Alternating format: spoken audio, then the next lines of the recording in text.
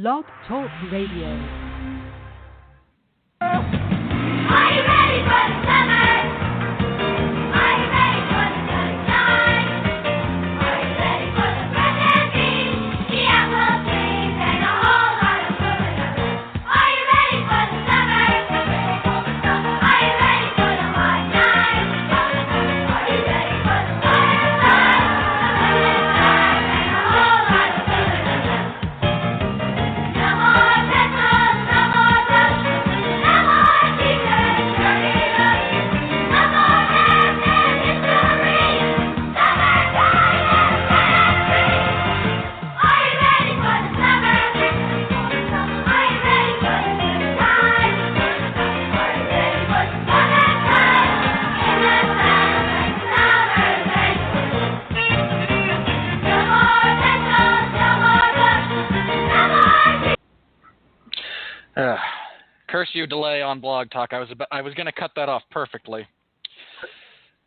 You know, before we begin here, I have to point something out. A bit of irony, if you will. Every week, basically, since the beginning of the summer movie session, we've opened with that particular theme song. And each and every week, when I didn't have technical difficulties like last week, thank you, both my local internet and Blog Talk, you both threw a hissy fit at the same time, I have bagged on it. I have bagged on summer as a season. I have bagged on the movies that have come out, generally speaking. Just all of it. I've just thrown all of it under the proverbial bus, the bus that might in fact have been carrying Bill Murray and that passel of children to their summer camp. Because it's not, most of this is not to my taste, and I'm okay with that. I know my tastes, generally speaking, and I'm okay. You know, I understand what I like. Mark knows what he likes. You all know what you like, hopefully, and, you know, we can disagree civilly. We can yell at each other every now and then, metaphorically shake hands, and still be friends after the fact, as Mark and I have done several times in the past. But for all my distaste, for all my half shtick, half genuine, kind of bagging on everything, I come out of this particular season of summer movies not really the worse for wear. My negative thoughts were generally justified with a few surprises. I was pleasantly surprised once or twice. There were a couple of good movies. On the whole, it was about what I expected. I was, again, pleasantly surprised here or there. And I emerge from this particular battleground of film without much damage to my psyche, to my person, to my belief system, whatever you want to say. I am generally intact. Or Mark Radulich is going to give Matt Hardy a run for his money as far as being broken. You people who made these movies, and the society at large, and your reactions and your exaggerations, you have taken a good man who just loves movies and likes to see things blow up and wants to talk about that, even if he disagrees with me, and we wind up yelling at each other, and you have just ground his soul and his spirit into the dirt. And I want you all to understand that you have done this, and I want you to feel that deep sense of shame that should accompany all of it. Shame on all of you. Just all of you. All right, I'm Robert Winfree, and again, the relatively unscarred one. Mark Radulich is dyeing a blonde streak in his hair, pounding on piano, and working on his drones. Sorry, I am aware that none of you who listen to this actually watch Impact Wrestling, and therefore will not get the reference. But that's what he's been doing. Mark, are you going to be okay? I mean, you're an empathetic person. You have more highs and lows than I do. I exist kind of in the valley, but I'm pretty steady. I feel bad for you when we review a movie like Ghostbusters or tonight's Suicide Squad, and you're so disappointed in the final product, and then on top of that, you have to deal with the response of people, and people are just the worst. They really are. Look, before I started reviewing movies, it was a very simple thing. I went to a movie, it was either bad or it was good. If it was bad, you know, usually before Robert, Winfree, and I got together and started doing these reviews, the two people I would generally talk movies with were my dad and my best friend Tom. If you listen to Long Road to Ruin from the beginning, Tom was actually on one of our shows. And, Tom and I don't always agree, but we agree more often than we don't. And we would just, we would talk about the movies and what we liked and what we didn't like and our general, dissatisfaction with George Lucas. And, and the same thing with my father. He was on our Warcraft show, and I don't always agree with his point of view either, but I respected it, and I listened to what he had to say. And he was a fun person to talk about movies with. I never thought, I'm going to sue. Okay? Oh, man.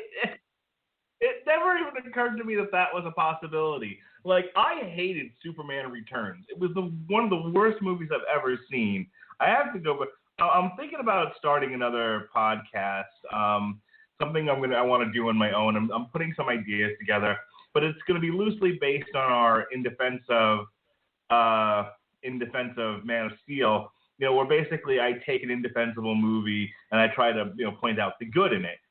And Superman Returns is one of those movies that, for my money, is one of the worst ones I've ever seen, and it might be a fun exercise in trying to pick out the good in that movie. There is good in Superman Returns. No, there isn't. Yeah, there is. Brandon Routh is a fine Superman. Kevin Spacey's a good Lex Luthor. The first 2/3 of that movie are a really good throwback to kind of the golden age of Superman comics. Then they just have no idea how to actually end the movie and have it make sense. The point being that I never once thought about suing Warner Brothers or suing Bryan Singer, or anyone involved in the making of that movie. And to one degree or another, I get the point that the people wanting to sue over Suicide Squad are making. You're still dumb, and the world doesn't work that way. Jesus Christ.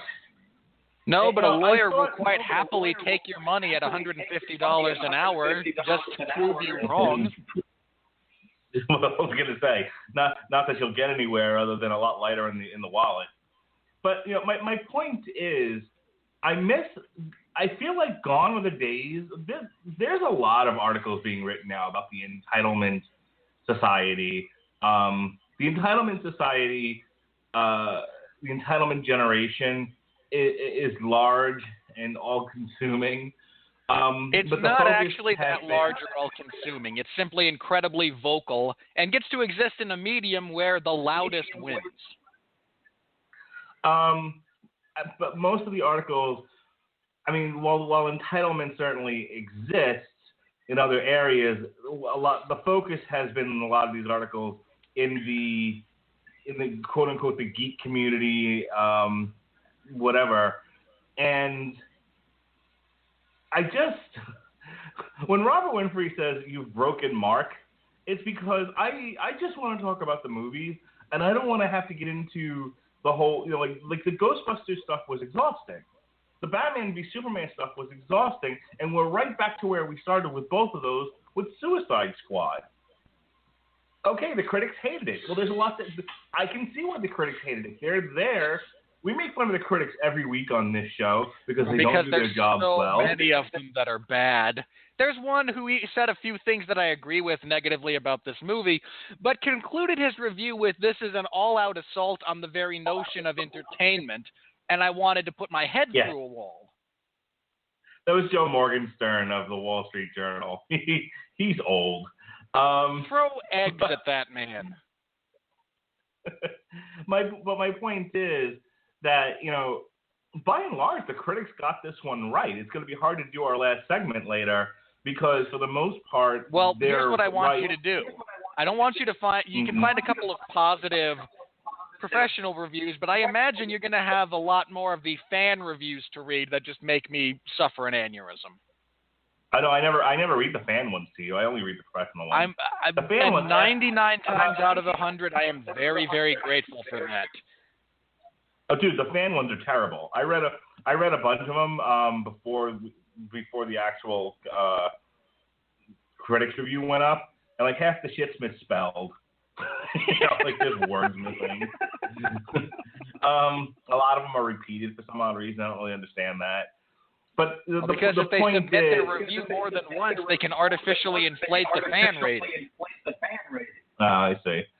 I don't know if that's actually a thing, but the point of all of this is that talking about movies used to be, and being in sort of the movie culture, subculture, used to be a very fun thing, and it's gotten tiresome. And it's gotten tiresome for the same reasons that I stopped talking about politics, which is people got too nasty, and I'm being dead serious about this, like smile off face.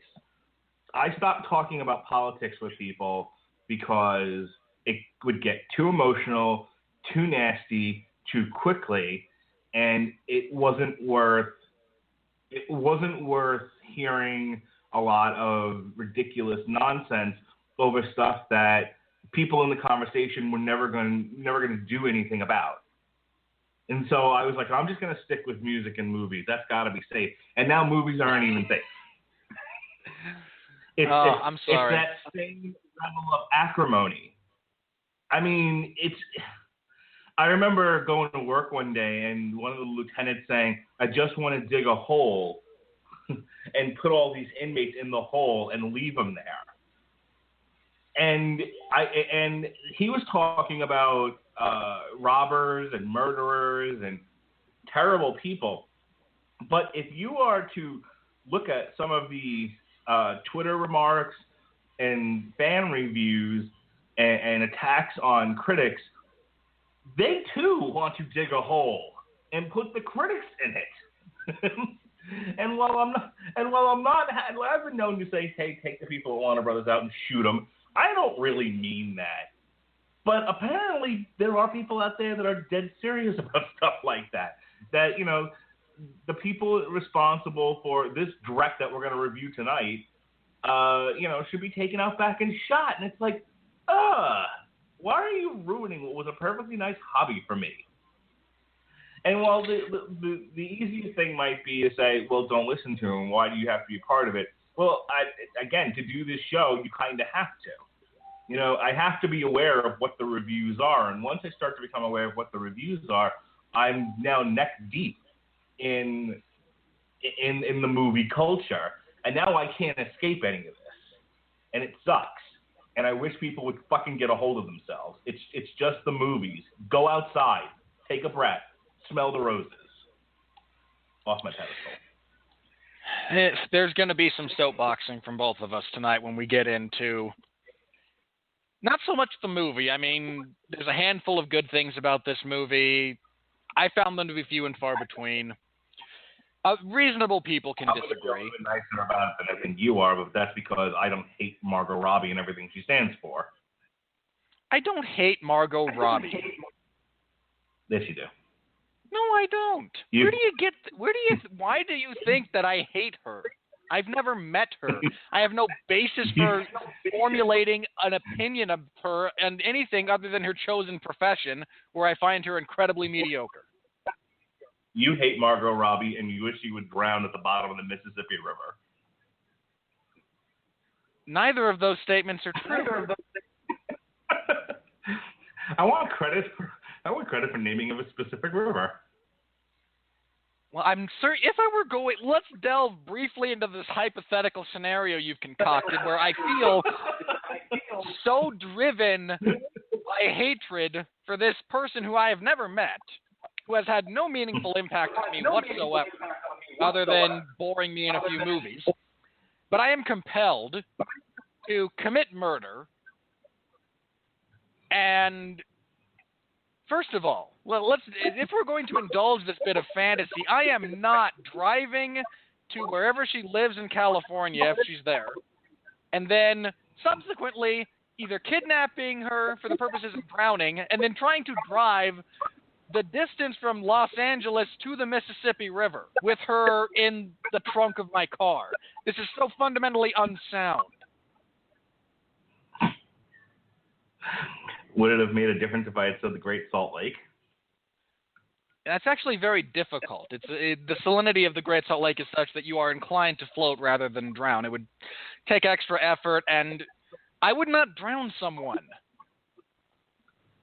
How would you murder Margot Robbie? You're playing a game that a bunch of kids in my high school played with me that almost got me kicked out. Hey, you know a bunch of ways to kill people? Well, yes, I do. So how would you kill me? Well, I would stab you in the base of the skull, severing your spinal column at around the... Oh, and I forget the technical name for that part of the brain. But the brainstem is responsible for all your automatic function. So if I stab you there, you just die. Your heart stops beating within 2 pumps. There's not a lot of mess. You just fall over and you're gone. Hey, dude, this guy knows exactly how he would kill me. Come here, this is great. Oh, yeah, so how would you kill me? Well, I would stab you in the stomach, severing your aorta so you could bleed out painfully. I bet you entertained a lot of people in white hats wearing sports jerseys. I don't think any of them wore hats. Can we get on with this? Yeah, sure. But to make my point, I do not hate Margot Robbie, nor would I try to drown her in the Mississippi River. Okay, sure. Entirely too well traveled. All right. With that, moving on. With that bit of frivolity indulged, tonight we are reviewing Suicide Squad. And are we? Yes. Why wouldn't we? That's the purpose of our... You're trying to distract me again, aren't you? It's not going to work. You're just trying to put this off, aren't you? You know, for as much pain as I suffered watching the movie, you are suffering more right now. I don't want to do this anymore. I'm so sick of this. Take a breath. Mark, take a breath. Remember, it's just the internet. You see, the irony here, ladies and gentlemen, is Mark's reaction to all of these people simply perpetuates their reaction and is, in fact, a perfect example of becoming disproportionately aggravated by things one can't control. But I'm also getting tired of talking about movie studios being completely incompetent. At some point, we have to get to the fact that David Ayer wrote this script in 6 weeks and was told, start shooting, asshole. Because we will get to that. Rick Moranis from Spaceballs. Keep firing, assholes. Sorry. But he was surrounded by assholes. He really was. But he was told... He wrote the script. They shot this thing on the first draft. There was no, and it's painfully obvious. There was no review. There was no editorial. There was no one who said, "Okay, this is a good start, but is this really the best you can do?" And forced him to have that bit of introspection. And then what's even better is that they don't even trust the man anymore. They ordered reshoots and cut the thing all to hell. The editing for this movie is so slipshod. And this is but I mean, never mind the trolls on the internet with no lives, who are just ruining society and social discourse. Never mind all that. I'm getting tired of talking about studios that are so incompetent and so bad and so afraid of their own shadow that they hire a guy, they hear his vision. At least Paul Feig got to do the movie he wanted to do. No one got in his way. That's largely the vision. Right or wrong, and I don't want to get into that discussion. Vision, but they stayed out of his way. That's very true. Jon Favreau with Iron Man, same thing. Warner Brothers keeps getting in the way. And they saw Batman v Superman, they saw the reaction that got and said, oh, holy fuck, we have to change Suicide Squad. And it was like, change it into, what are you doing? That's my line, Mark, isn't it? So as I said, I don't want to do this anymore. I don't want to talk about it anymore. I want to hide. I want to go back to ignoring things like this. That's entirely up to you, Mark. If you wish to go back to ignoring things like this, you can. I mean, they all just kind of roll off my back. I'm only gonna watch Disney films. It's the only studio getting anything right. It's fundamentally except untrue. for the finest hours. Except for the finest hours, that bombed this year. All right. People desperately wanting to hear our thoughts on Suicide Squad are about ready to delete this episode. All right. Let me jump into my plot synopsis then for Suicide Squad. You can do it in 50 words or less. And can you do it without making sarcastic comments? I can do one of those. If you make me do it in 50 words or less, I have to use sarcasm. Nope. I just want no sarcasm. Make it a nice review, a nice synopsis. I will be as straight-laced about this as I possibly can. I want niceness. We need more niceness in the world. You picked the wrong week to try and stand on that hill. I told an inmate who's currently going to prison for like several robberies, and tomorrow make sure you're nice to the other social worker. Just be nice. Sound like I'm a kindergarten teacher. Well, you know, the line that everything that you really need to learn about life you learned in kindergarten is very true. And the people that you interact with on a daily basis are those who did not learn the basics of human decency, and consequently have to be reminded of them on a regular basis. All right, Mark, I will do my best to not be sarcastic in my synopsis. And if you feel I have strayed into the realm of sarcasm, hit the goofy yell, and I will correct myself. Fair enough? Shit! All right. I gotta turn off Angry Birds. Hang on. Go. Yes, go. I'm going to make you pay attention. All right. We open with Amanda Waller talking with a couple of other high-ranking members of what is assumed to be the Joint Chiefs of Staff, though never actually confirmed. Words like Mr. Secretary get thrown around a lot and is utilized to make up for... Sorry, that strays towards sarcasm. But is assumed to be members of the Joint Chiefs of Staff to pitch a response squad comprised of supervillains, because Superman is dead. He's not really dead, but to them he's dead. And he will make his glorious return in the Justice League movie.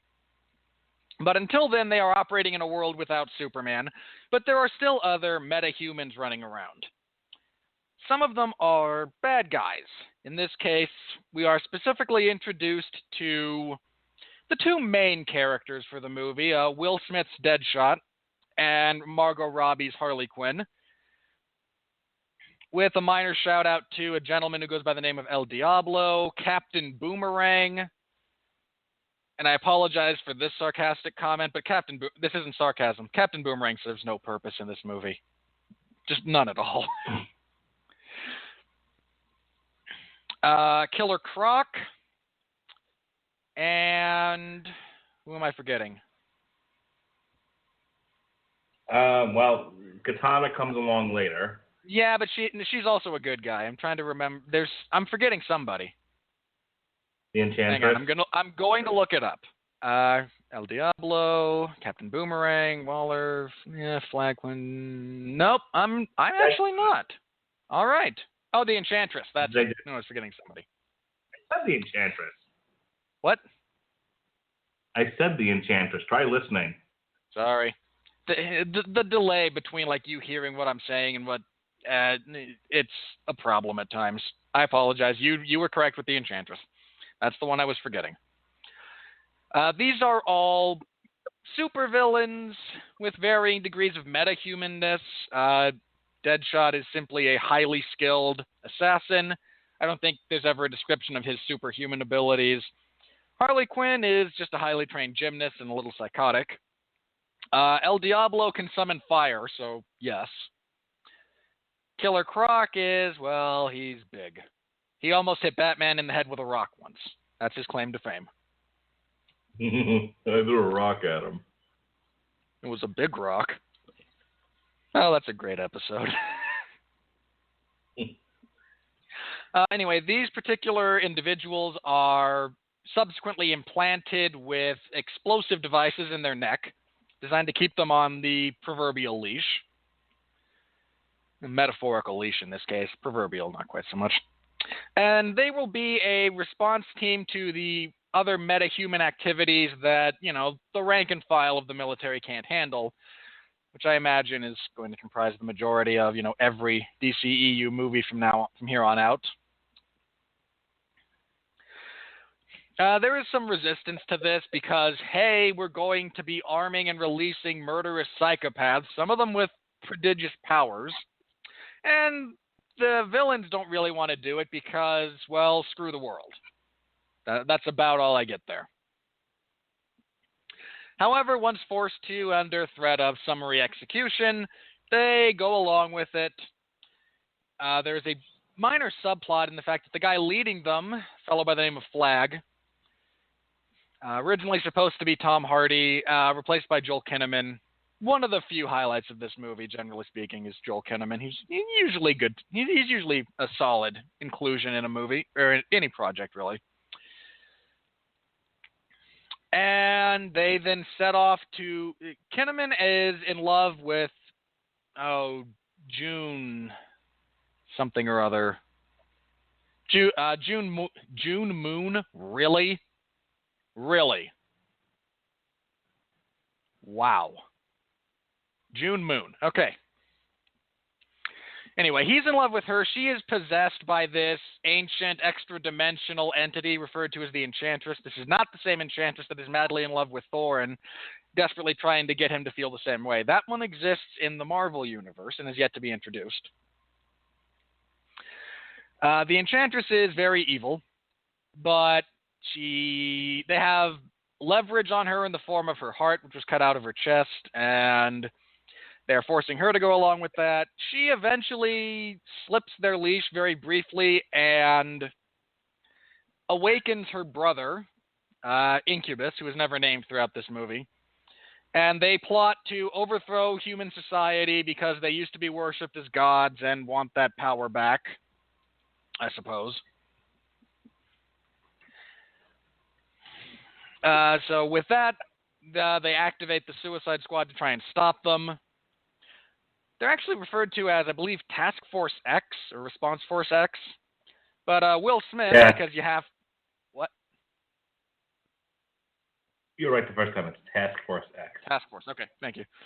But Will Smith, because we have to say the name of the movie in dialogue in the movie, refers to them as the Suicide Squad. They are initially tasked not to stop this extinction-level event from occurring. They are to save Amanda Waller, who was in the city that got hit by this catastrophe, which they do while overcoming an army of pseudo-zombies. Okay, hang on a second. You've missed a vital plot element here. The Joker is desperately seeking his little Harley Quinn. Nope. Okay. Initially, what ends up happening is the Enchantress takes over June while she's sleeping, slips out, goes to Midway, grabs a passerby, turns him into Incubus, and at that point, Incubus starts turning the people of Midway into blob monsters, which then causes Amanda Waller to activate just the Enchantress, but she doesn't know she did. So the Enchantress goes, makes Incubus, comes back. Amanda Waller sets up shop in Midway City, sends Flag and Enchantress in. She turns around and betrays Flag, and she complains that, I'm not going to be able to do much without my heart, at which point Incubus gives her enough power to withstand stabs to the heart long enough for them to go, you know what, while we're here in Midway City, let's destroy the world. So she's going to create, at this point, she creates a cloud of death that is roughly akin to the Galactus cloud monster from the second Fantastic Four movie. That's all it is. More to the point, by doing this, though, they've trapped Amanda Waller in Capital City, in Midway City, and we, the audience, don't know that. They show Amanda Waller in the Jason Bourne room, but they never show you where the Jason Bourne room actually is until the big reveal is the person they're trying to evac out of Midway City is Amanda Waller. Now go ahead. And it's at that point, once the Enchantress and Flag fail the first time around, take out Incubus, that they activate Task Force X. Okay. I honestly don't remember about half of that. Well, that's why I'm here. I mean, no. I remember, I remember that they were there to get Amanda. They did a little fake out with not revealing exactly where she was. I don't remember them specifically activating the Enchantress to go fight Incubus. I remember her leaving, and then her heart gets stabbed back in the Situation Room. But I don't remember like some of the details of that. I don't remember Flag being involved at all. Anyway, that's really neither here nor there. So the squad is activated to go rescue Amanda. They don't know it at the time. One of them, a fellow by the name of Slipknot, tries to escape. Boom goes his head because Captain Boomerang convinced him that they were being played. They were being psyched out. It was a ruse. Like the totality of Ocean's 12. You're dangerously close to a goofy button. I needed to come up with another example of the ruse, is all. Anyway, they fight off some pseudo-zombies. Will Smith aggravates El Diablo, who has taken a pseudo-vow of pacifism in the wake of murdering his own family with his uncontrollable powers. He convinces him that, no, these are, we really do need to actually kill these guys, and you're in the best position to do this. He does this in the typical antisocial villain way by mocking him. No, don't touch me, bro. Oh, I'm touching you. What you going to do, S.A.? Oh, I'm touching you. And then he barbecues, 30 guys. They try to evac Amanda Waller. It turns out that Joker, who is pining for his Harley Quinn, he just, I don't know, he feels incomplete without her. It's gotta be more than that, though. There's I don't think it matters at this point. Synopsis. All you need to know is that Joker has hijacked one of the Joker shows up periodically as Deus Ex Clown to screw things up. He has hijacked the plane. He tries to kill them all. Okay,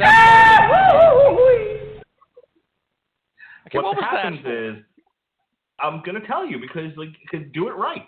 The Joker's whole subplot is he doesn't know where they took Harley. He doesn't know where Belle Reve is. He doesn't know where she is in the world.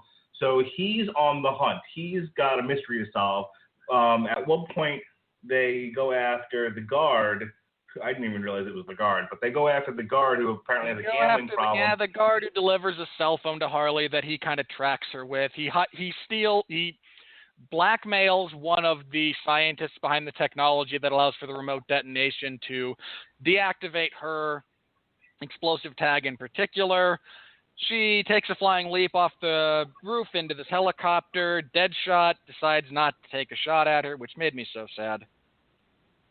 I was really hoping. I really wanted him to just shoot her. Well, I mean, we'll talk about this in the actual movie, but it was just like, here, you set up this character who's a mercenary and an assassin, and suddenly he's got the hots for Harley, so he won't shoot her. Get the fuck out of here. Yeah, he really should have just shot her. But Harley Quinn moves merchandise, ladies and gentlemen. The helicopter is subsequently shot down. Harley falls out of it before it explodes. It explodes off screen, of course, so we're not sure if the Joker who was in the helicopter actually died or not. Newsflash, Warner Brothers does not have the balls to kill the Joker. They just don't. Harley rejoins the squad. They try to get Amanda out on a second helicopter that is subsequently taken out by Incubus. Flag decides, enough of this.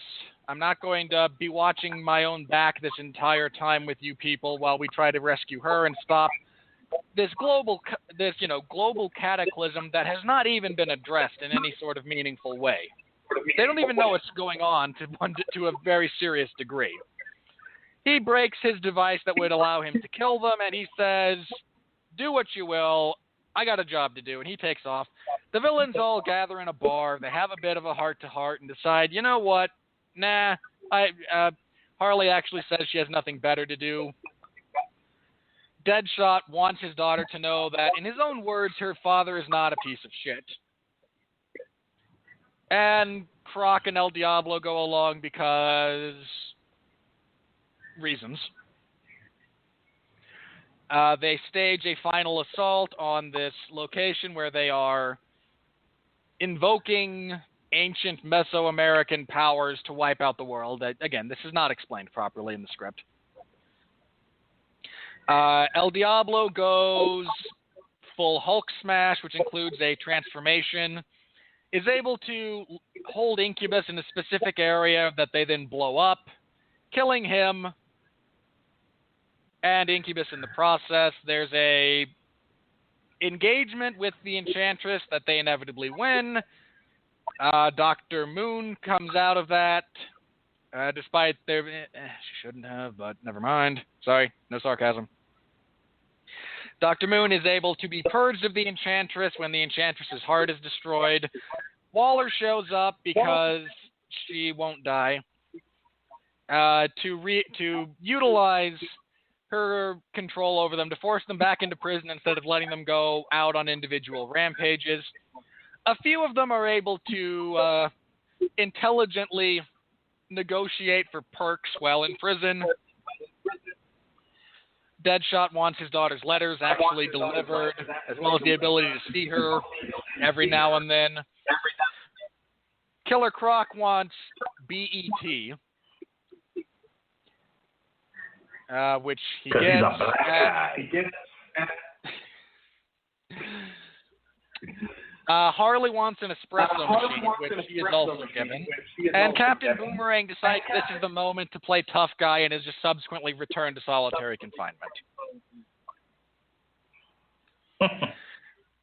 The movie ends with the Joker breaking out Harley Quinn, and I really hated that. I feel like the appropriate ending for this movie, and one they just didn't go with, is the same basic ending, but as Joker and Harley are making out in her cell, we cut back to her eyes opening, and no, she just daydreamed that whole thing. Then we get a mid-credit scene closing things out where Amanda Waller buys some security from subsequent investigative probes into the Suicide Squad from Bruce Wayne, who wants information on other metahumans, specifically the upcoming Super Friends. Now, I don't say that sarcastically, mind you, because they actually use dialogue to set up that joke. And I'm banging my head against my seat when they do it. I just like making friends. I was waiting for her to just like cock an eyebrow and go, well, you've got some super friends here. I mean, come on. We actually have a line in the upcoming movie that Arthur Curry, I hear you talk to fish. Piss off. All right.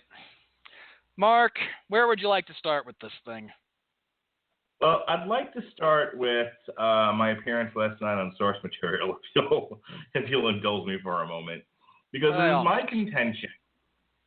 it is my contention that this was not the movie they should have made. I don't think this is the movie they really wanted to make. I don't think Warner Brothers has really thought through what it is they're doing with their DC property, and they're just running at high speed trying to put out movies to catch up to Marvel. And I say that because my biggest frustration with Suicide Squad was not what was in the movie, but what was cut out of the movie or given short shrift. Harley Quinn's fall from professional psychiatrist to mad love of the Joker is one of the greatest stories told in the Batman universe, and it was given 30 seconds. And it wasn't even told correctly in 30 seconds. You could probably do Mad Love in 30 seconds. You won't get the same feeling, but you could at least do it right. They undercut that relationship. They don't seem to understand who the Joker is. and they don't understand Harley's relationship to the Joker and his relationship to her back. Jeff Harris had it completely right when he said, they're not Harley and Joker, they're the two kids in class who won't stop making out. My comparison after seeing it was Bonnie and Clyde. They're a coked up rock and roll couple. Yeah. Okay? Jim Morrison and his girlfriend kind of a thing. It was ridiculous. Whitney and Bobby. Yeah, Whitney and Bobby. So I think that was the most frustrating thing for me about this movie. It was, I don't know who any of these people are in this movie because they're certainly not the character. And I'm not a where's Tom Bombadil kind of guy. As I said on source material, I'll accept Gangster Juggalo Joker if you give me some context of how the Clown Prince of Crime got that way. Because the Joker has always been an agent of chaos. He's been somebody who was more of a psychological fiend than he was, say, the Penguin, who was an arms dealer. But if you want to make the Joker, as he is in this movie, sort of a mafia don, and make Harley Quinn his mafia wife, then could you please just give me some story that explains that to me? And therein lies the problem with Suicide Squad. Stop me if you think you've heard this one before, but there was way too much in this movie. It was overstuffed and undercooked. Gee whiz, where have I said that before this summer? Oh, wait, every fucking movie we reviewed, pretty much. Just about. Starting with Suicide Squad, just like starting with Justice League, just like starting with Batman versus Superman, was a stupid idea. You know, Marvel didn't start with the Avengers. They gave everybody an individual movie with an origin, and then once you had the established characters set up, then they could go on and tell other stories like the Avengers, like Ultron, like Civil War, etc. And even in the individual movies, they don't go crazy and introduce 57 different characters and 3 different plot lines. I remember talking to you, Robert, about the first Thor movie, and you liked it a lot more than I did.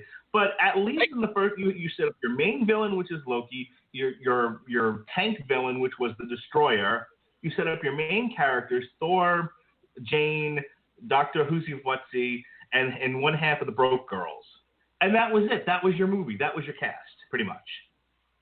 Okay, a little bit of Odin, and that's it. They didn't introduce the Warriors 3. They didn't introduce the Enchantress. The Warriors 3 were in that movie. Briefly, not like they were in Dark World. They don't do anything. The point. Look, I'm not saying they were given the full breadth of character development, but they existed within that film, and they were appropriately introduced, all things considered. So the point that I'm making is that they took care to give the characters in the movie that they were making enough to do and enough characterization, and they left other characters out to deal with them at a later date.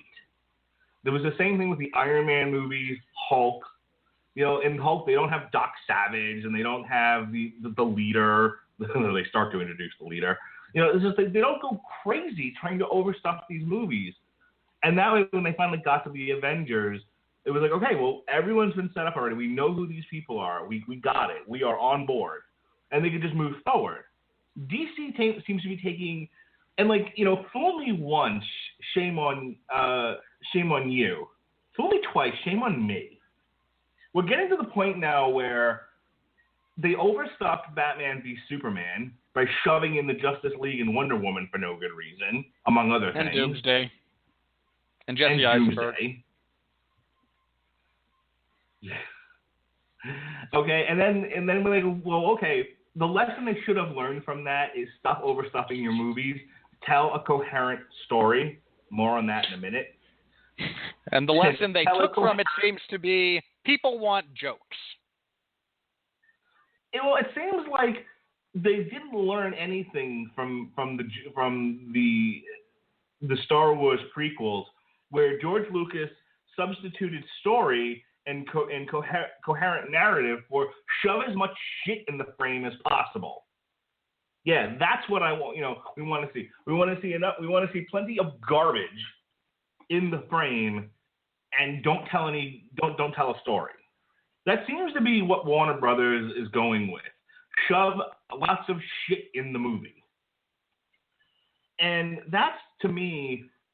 That to me was the most frustrating thing about Suicide Squad was there's no coherent narrative, and it's just a bunch of shit shoved in front of you. I felt like it was more akin to watching like a fashion show. It's just people. It's like, here comes this character, and here comes this character, and here comes this character, and they left so much story on the table. A movie just documenting how Harley becomes Harley Quinn would have been sufficient. Frankly, a movie explaining to me how Joker became a juggalo would have been fine. Okay? A movie of Batman chasing Deadshot would have been great.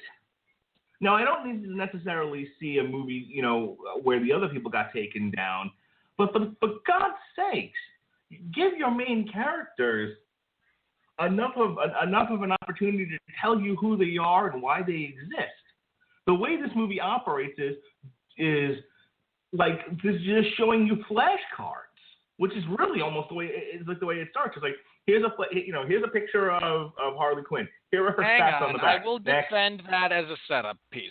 I will defend that as a setup piece a little bit because while I agree that again an origin story for Harley Quinn and this version of the Joker might at least give context to aspects of the character, and Batman actually having to be a detective and try to take down Deadshot, interesting.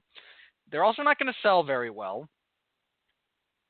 And so to a degree, I will defend, here's our introduction to these characters, most of whom you have no idea who they are.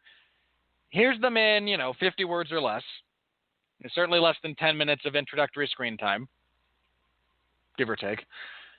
I'm actually okay with that if you just kind of let it stand. Unfortunately, we get flashbacks throughout the rest of the movie and, a couple of barroom scenes where they just kind of sit around and dump exposition on each other. See, but here's the thing. First of all, Harley Quinn's a Batman movie that features Harley Quinn's ball sells. I don't know where you're coming from with that. If you wanted, a Batman movie, first of all the Batman movies sell, so it doesn't really matter who the villain is. But if they threw Deadshot in there, it would be just fine. My point is, I was much more interested in the flashbacks than I was the actual story. The story, such as it is shit. Okay, it wasn't coherent. And what I could follow, I wasn't interested in. Every time they did a flashback, I was like, can we just go back to that? Can we go back to Harley jumping in the vat of chemicals? Can we go back to? Could you explain to me what the hell was happening in the club scene where he basically offered her up as sex to Common? I don't. What? How did that happen? How did we get to the Joker? Like, hey, you want to have sex with my girlfriend? Like. I don't like it, but at least I would have preferred at least an explanation. So there's my biggest problems with Suicide Squad. I thought it was edited, and all the stories about what happened to this thing in the editing room was basically Air had a script. They shot the script. Batman v Superman comes out. Warner Brothers freaks. They order reshoots. Then they have a trailer company recut the movie. And what you get is hot. What you get is basically a Hot Topic music medley, and that's it. Now, that sounds like I hated the movie. I was moderately entertained, but I was entertained by the individual character performances, not just of Margot Robbie and Will Smith, though I did like them a lot. I was in Jay Hernandez, who plays El Diablo. I really liked him. I thought he had a lot of presence in the movie. I thought him struggling with murdering his family was interesting. I wanted to see a little bit more of him. That's probably the most personality I've ever seen out of Jai Courtney. I laughed a couple of times with his interactions with, him trying to convince Slipknot that they're not really bugged to be blown up. Jai and then Courtney Slipknot, heard me complain about him being flat and went so far in the other direction that it's almost the reverse of comical almost. Well, you're always too hard on the Beaver. I thought Jai Courtney was great as Captain Boomerang. Apparently David Ayer's direction was find your inner shitbag, and it worked. It was funny. Okay, fine, but the character does nothing and should have died instead of El Diablo, because he was at least interesting. Fair enough. Of course, I think they all should have died, but my belief in how this should have been handled aside. Carol Delevingne as the Enchantress was terrible, and the CGI was her suck dick. Viola Davis as Amanda Waller was great. What's his face is Rick Flag. Joel Kinnaman was fine. Joel Kinnaman's usually pretty good. If you've never seen him in The Killing or the most recent season of House of Cards, you're kind of missing out. He's quite good in those. I've never watched House of Cards. The first two seasons have a lot of porn. Terrific. I don't know if that's a positive or a negative for you. I hit the fast forward button a lot, but on the whole. Have we hit the point in our relationship, Robert Winfree, where you think that's the selling point for me? So, I got to get Mark interested in something. Tell him there's tits in it. No, if I was really trying to sell you on it, I'd tell you that Kevin Spacey is freaking awesome. Okay. Anyway, but like I said, Viola Davis is good. And I think that's it. It's just the entire cast. Oh, I mean, what's his face from Oz as Killer Croc? So the few one-liners he gets are fun. He looked fine. He looked like a fun Killer Croc. I would have liked to have seen him in the fourth Batman movie. Instead of Bane. So now, whatever. when you say the fourth, you mean Batman and Robin, right? That is correct, sir. Yeah, agreed. Completely agreed. Killer Croc fits right in with all that camp. Yeah, I would have preferred Killer Croc be Poison Ivy's henchman than Bane, Jojo the Monkey Boy. He is not Bane. He will forever be Jojo the Monkey Boy. I will not dispute you on that point. So those are the things that I liked. Things like, and again, I wanted to spend more time in the flashbacks. I thought that was a much more interesting movie.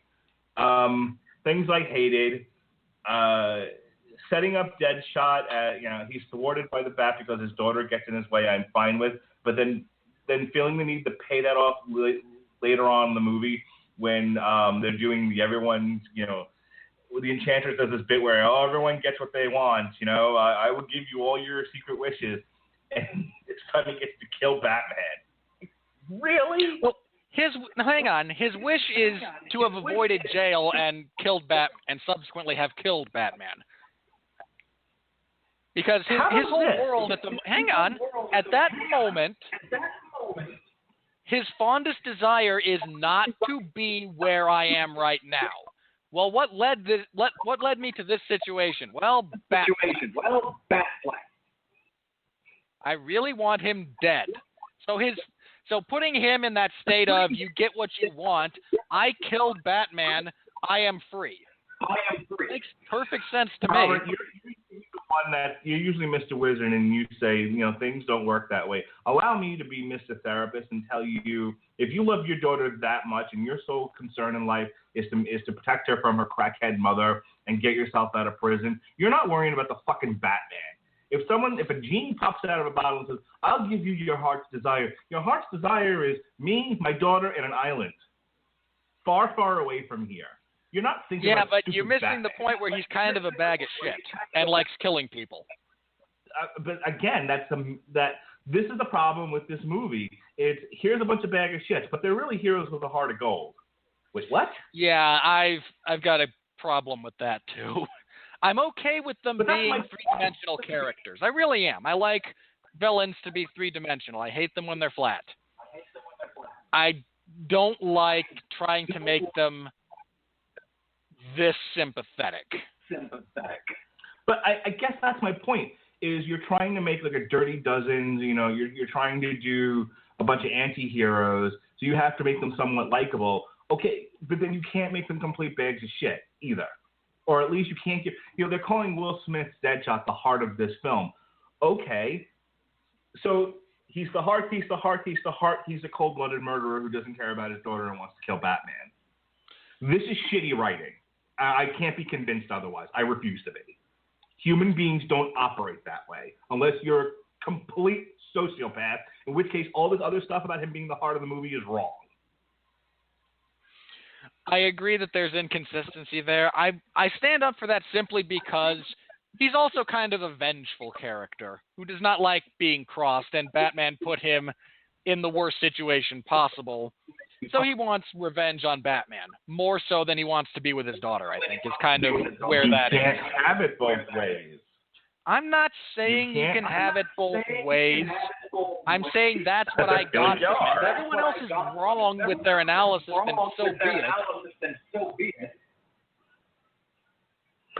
It sounds like you're defending their choice to make him that. You sound like me half the time in these reviews where you're defending character motivation. So we really traded positions here. But no, that's too inconsistent. You can't have it both ways. He can't be the moral center of the film. Big shock. Okay, let's stop defending it. God damn it. I'm defending it in the sense that it made sense for him to feel that way. If you want to argue that he's inconsistently written, sure. But it doesn't make sense for him to feel that way when you have all these other things going on. It doesn't make sense for him to want a pink unicorn. Sorry, there's actually a character who has a pink unicorn. That's not an appropriate analogy here. And that character totally made sense. He was bananas. He was oddball. He needed to die. He was spaghetti. You're just racist against Jai Courtney. Jai Courtney is not a race. Jai Courtney is a person. Leave Jai Courtney alone. I don't care that it's Jai Courtney. You could have put anyone else in that same position with that same writing, and I would feel the exact same way. But so back to the review of the movie. That's really it as far as where I stand with it. It's not a movie I would see twice. It's not a movie I found. Robert Winfree is going to have to control himself here, because I'm going to bring up a movie and immediately his nipples are going to be tweaked, and he's going to. I will be quiet while you make your point. Transformers: Age of Extinction, separate from my defenses of it actually being a sound movie aside, was entertaining to me because it was a lot of brightly colored this and that and things exploding on the screen, and there was a lot of fun to be had. So that's like the high watermark for me for, even if I didn't think that craft-wise it was a sound movie, at least there was a lot of fun stuff happening on the screen to distract me from the fact that it was a shitty script. I don't think it's a shitty script, but we've already had that fight. Suicide Squad is the kind of movie where there's just enough shit happening in frame to distract me from how terrible of a movie this is. So, and I'm a kind of person who can allow myself to be distracted long enough to enjoy, nonsense on the screen. So when my wife asked me, did you like it?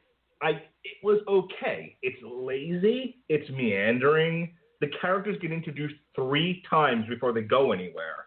Okay? The flashbacks are more interesting than the present. And the only thing keeping this from being a completely incompetent film are the actors themselves giving the best performances they possibly can with the shitty script.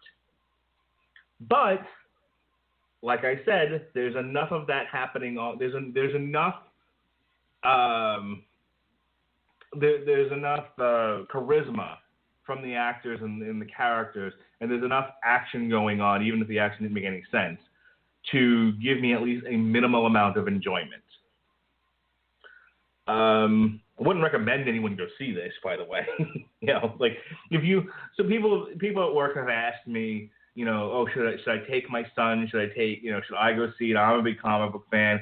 One of the people I'm friends with at work, who allegedly is a huge comic book fan, saw it, loved it, thought it was great. I don't think people read into movies the way that myself and the illustrious Robert Winfree do. I don't think people think about it. And if you don't think about it, if you don't think about how asinine the story is, or how the characterizations don't make any sense in a lot of ways, and you don't know anything about Harley Quinn or the Joker, there's probably nothing wrong with. There's not a whole lot wrong with the movie, or someone saying that they enjoy it, which I think leads to why there's so much backlash. There are more casual film watchers and comic book fans than there are critics. So therein lies the problem. If you do critical analysis of this movie, it comes up severely short of a competent film. If you just want to get your rocks off and watch fun stuff happen, there's plenty of that in the movie, and there's plenty of fun characters to be had. So I walked away with a profound feeling of meh, and that's all I have to say. I don't really have a whole lot to add there. I couldn't stand this version of the Joker. And in part, I think it's a lack of context. And that's a failure of writing. I honestly feel they should have removed him from this movie, barring flashbacks where we get a little bit of Harley's backstory. I don't want him anywhere else in this film. After he drives into the river to escape Batman and leaves her to drown, that should have been the last time we saw him. See, I'll disagree with you there. I don't think they gave the Joker enough to do. I like the idea of the Joker being a spoiler. The problem was he was a spoiler limited to just save Harley. If it had been, he saw an opportunity to create chaos, if he saw an opportunity to kill Amanda Waller, Amanda Waller took Harley from me. Well, I'm not so much interested in getting Harley back as I am making Amanda Waller's life miserable. One of the things I love about the Injustice series was the Joker sort of tacit giving up on Batman. It's like I've gone round and round with Batman. I can't take it anymore. Nothing ever happens. He's completely you can't bring Batman down. So fuck it. I'm gonna mess with Superman and see what happens. Oh look, you're fun. You're really dumb. You're easy. I would have liked a sort of a Joker who kind of comes to that realization as well. It's just like, hey, I get nowhere with Batman, but there's so many other fun people to play with in the world. So I'm going to play with you, Amanda Waller, since you've now taken something from me. This Joker doesn't think that way. This Joker just wants what's his.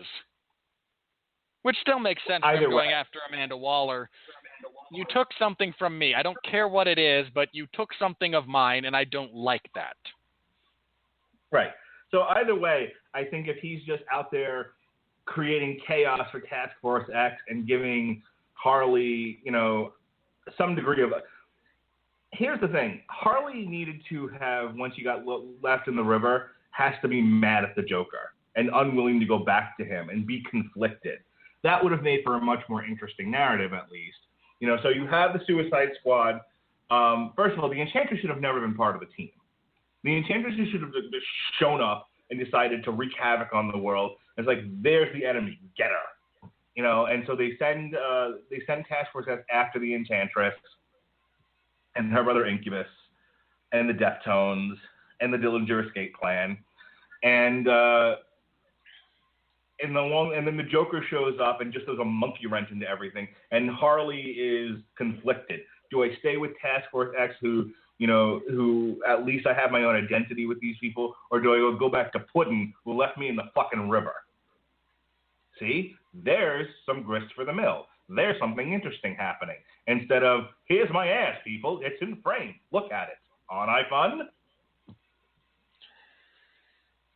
Yeah, I'm going to be honest. Harley Quinn works as a supporting character.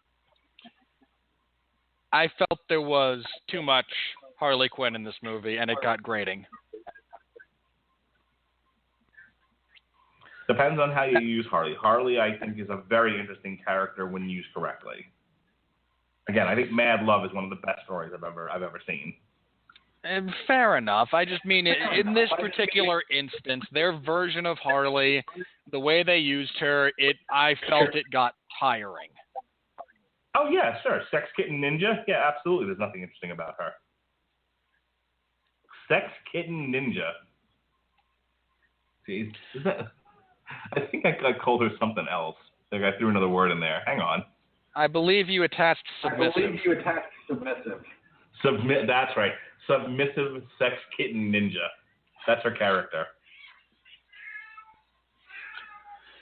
Which is also the name of my new band. Yeah, sure, because your indie band needs another rename.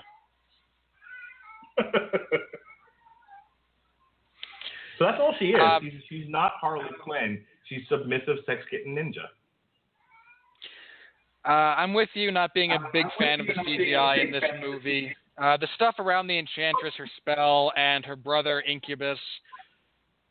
Yeah, no, not. Okay, how did you laugh hysterically when El Diablo turned into the fire god and he was fighting with Incubus?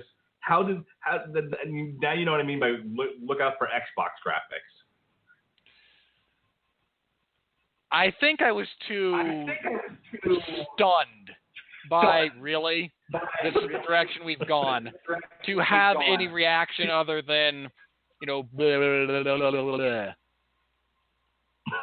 You gave it the gas face? The guy rubbing the finger over his lips. Yeah, the gas face. Okay, I didn't know that's what that was. I didn't really have a reaction to it in the moment, and then as it kind of goes on, it's like, well, okay, I don't know what this is, but okay, there's still stuff on screen. That's what I mean. If you're not like a big CGI snob, you're just, it's fun to look at two fire monsters fighting. Hooray for modern technology. If you're me, it's kind of visually painful. However, I am a pretty... my brother and I talked about this a little bit earlier.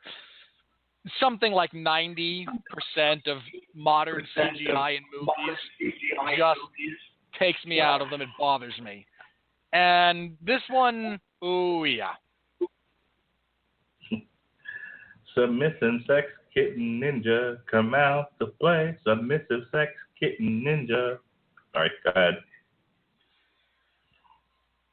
Let me think. Was there anything? Did I have anything else on this movie? I agree with you about Deadshot being a little unevenly written. A little? Yes, a little. Just, one or two instances. Nothing major. Nothing that flies in the face of, 150 years of modern psychology. Sure. Again, I thought Boomerang should have died.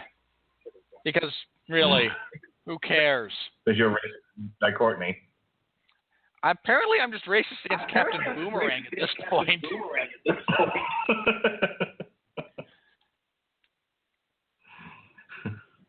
Oh, poor Captain Boomerang. He didn't know the Flash even existed.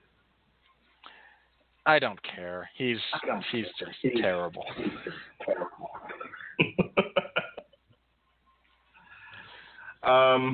Anything else? I mean, no, yeah, I think that's about it. To the people at Warner Brothers, next time you want to make a Harley Quinn movie, just make a fucking Harley Quinn movie. I pitched the movie they should have made on source material. If you're interested in my fan fiction, go ahead and check out the Monday edition of Source Material where we talked about the New 52 Harley Quinn Volume 1. It was myself, Jason Teasley, Ronnie Adams. There was lots of fun to be had. And basically I pitched a combination of The Killing Joke and Mad Love as what should have been the Batman movie that preceded Suicide Squad. A movie that would have made sense and given proper time to these characters so that you understood where they were when you see them in Suicide Squad. Craziness, I know. So with that, I believe we are ready for the money. Here comes the money. Here we go. Money talk. Here comes the money. Dollar. I'm so good at that. I hit it right with the dollar part. All right. Suicide Squad was a massive hit this weekend. So everything that you just heard myself and Robert Winfree say, throw it out the fucking window because it does not do not throw it out the window. Use it as proper context for society. Nope. Pay no attention to us. We're just a bunch of raving lunatics because in a world that's run by money, where Tyrone Woodley is going to fight GSP because it makes more financial sense than him defending against Stephen Thompson, and Robert Winfree's head just fell off. That has not. Hang on. First of all, that hasn't been announced. It will be.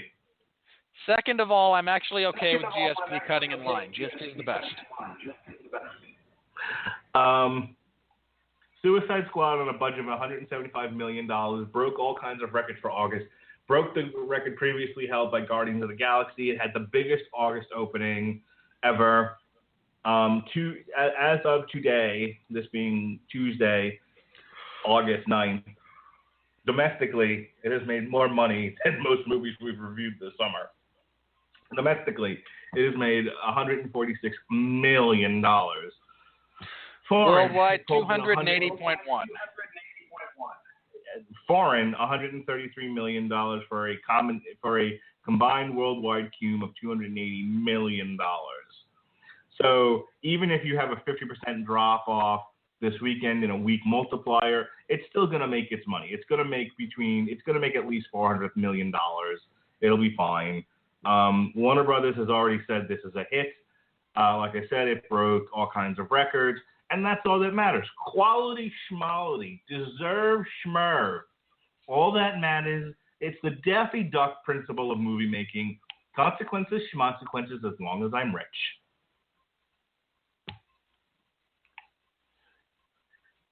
Yeah, we always knew this was going to have a big opening weekend. There was a lot of hype. There's a lot of fanboy interest. And I say that without attempting to be pejorative or derogatory.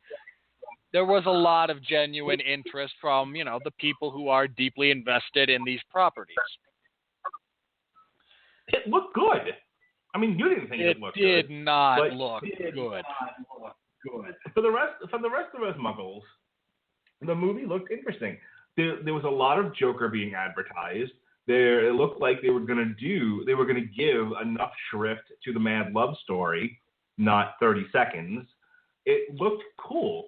And, and people like Will Smith. I'm not the hugest fan of Will Smith, but he has a lot of charisma. He certainly has a fan base.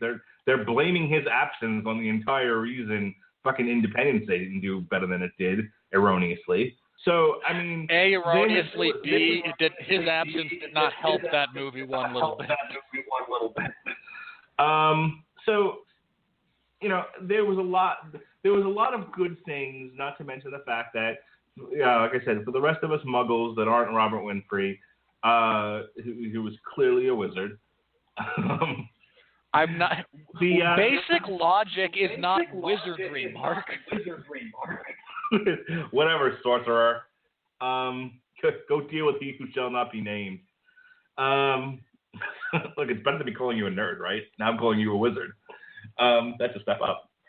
The trailers that were cut were fun. There was a lot going on with them. They used fun music, and people were, and then there was talk that it might even be rated R, and so you had that sort of Deadpool interest. They did everything right to get people invested in this movie and interested. and then they dropped the ball and made a shitty movie. And I almost wish that they had just left David Ayer alone to make the movie he wanted to make instead of ordering reshoots. I wish we could see, what would come to the light of day would have been David Ayer's original cut of the movie. They all would have died. No. That is not a joke.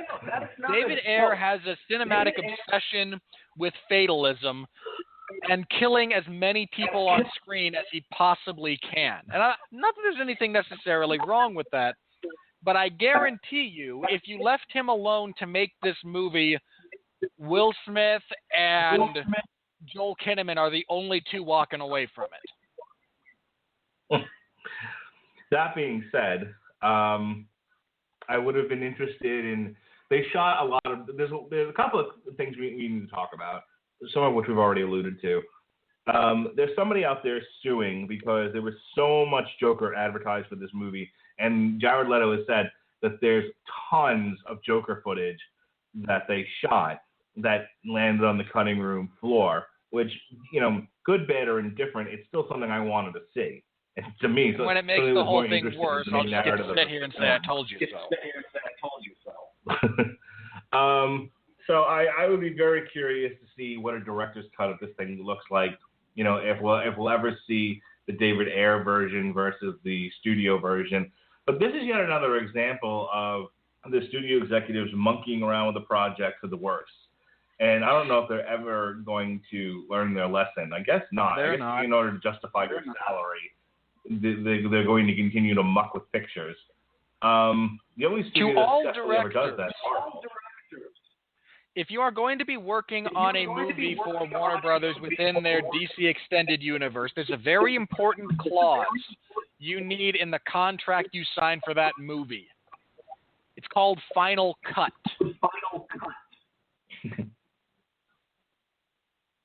Good luck getting it. Just saying.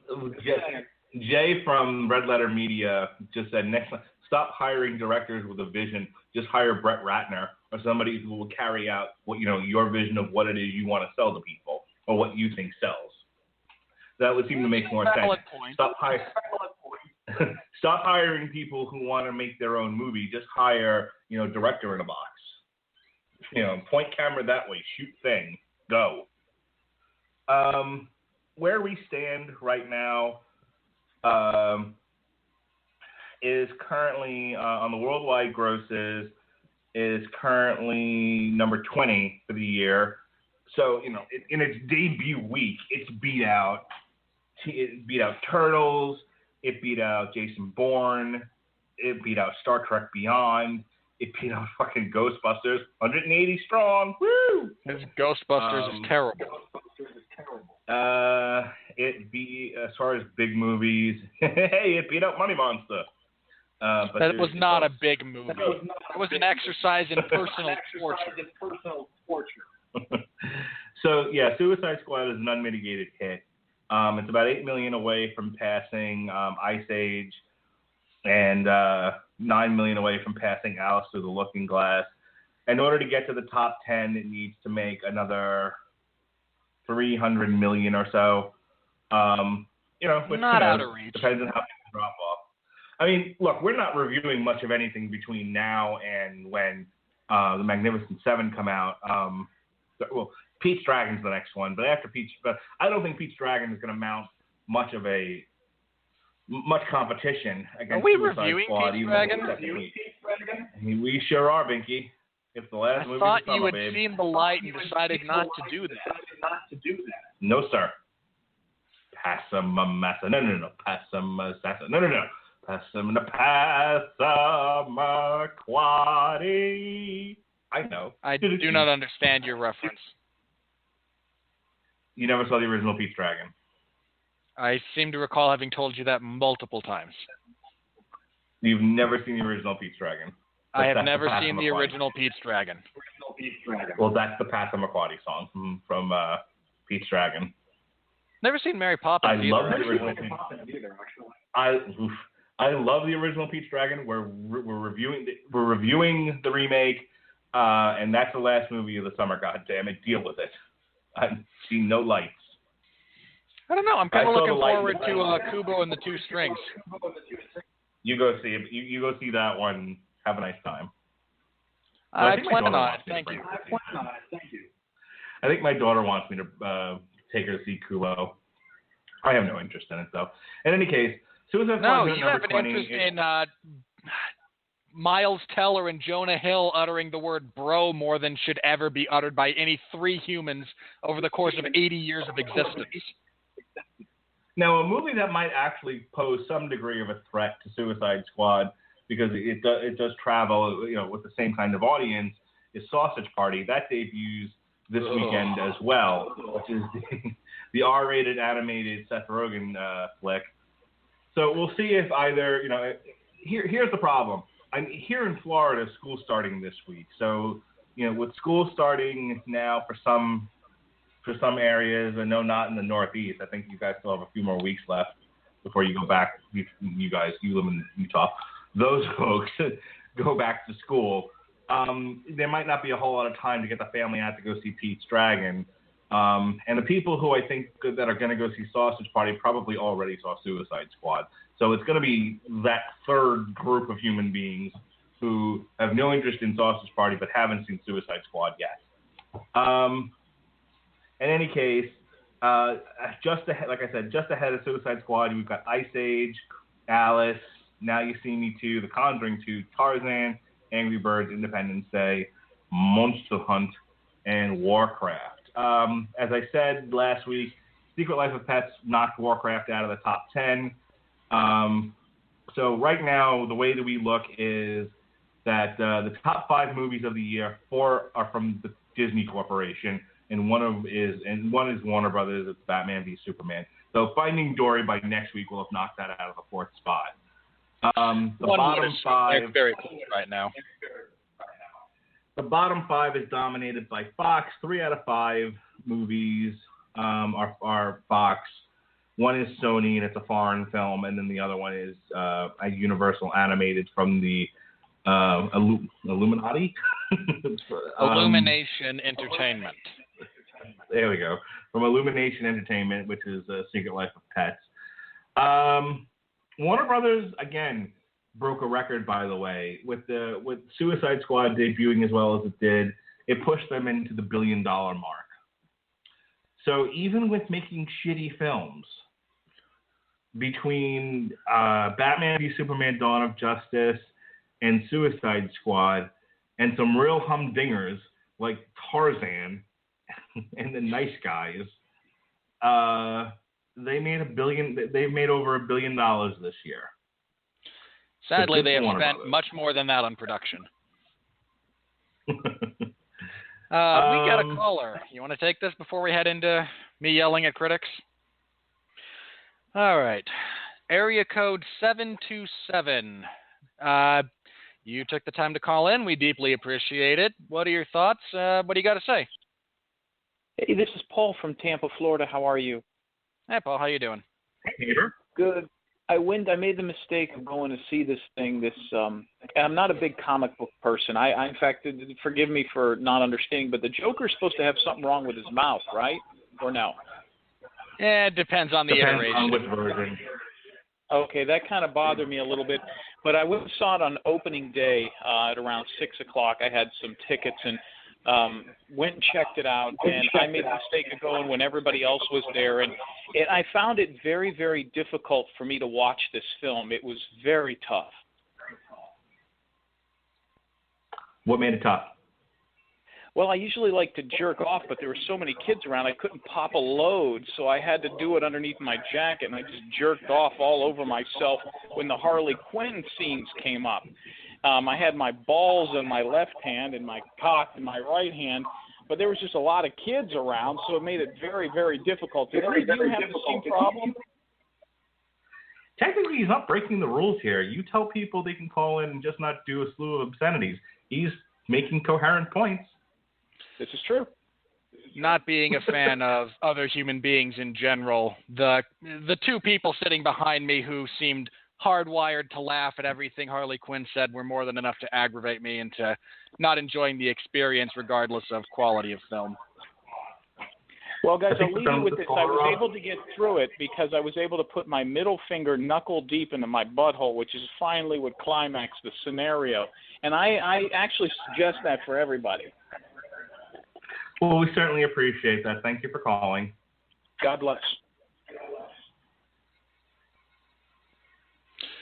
All right, then. Trolls, that was very for a trolling phone call that we sometimes get on this network, that actually wasn't bad. I have a slightly more bizarre question before we move on, and I don't mean to complain. This is not a complaint. This is simply an observation.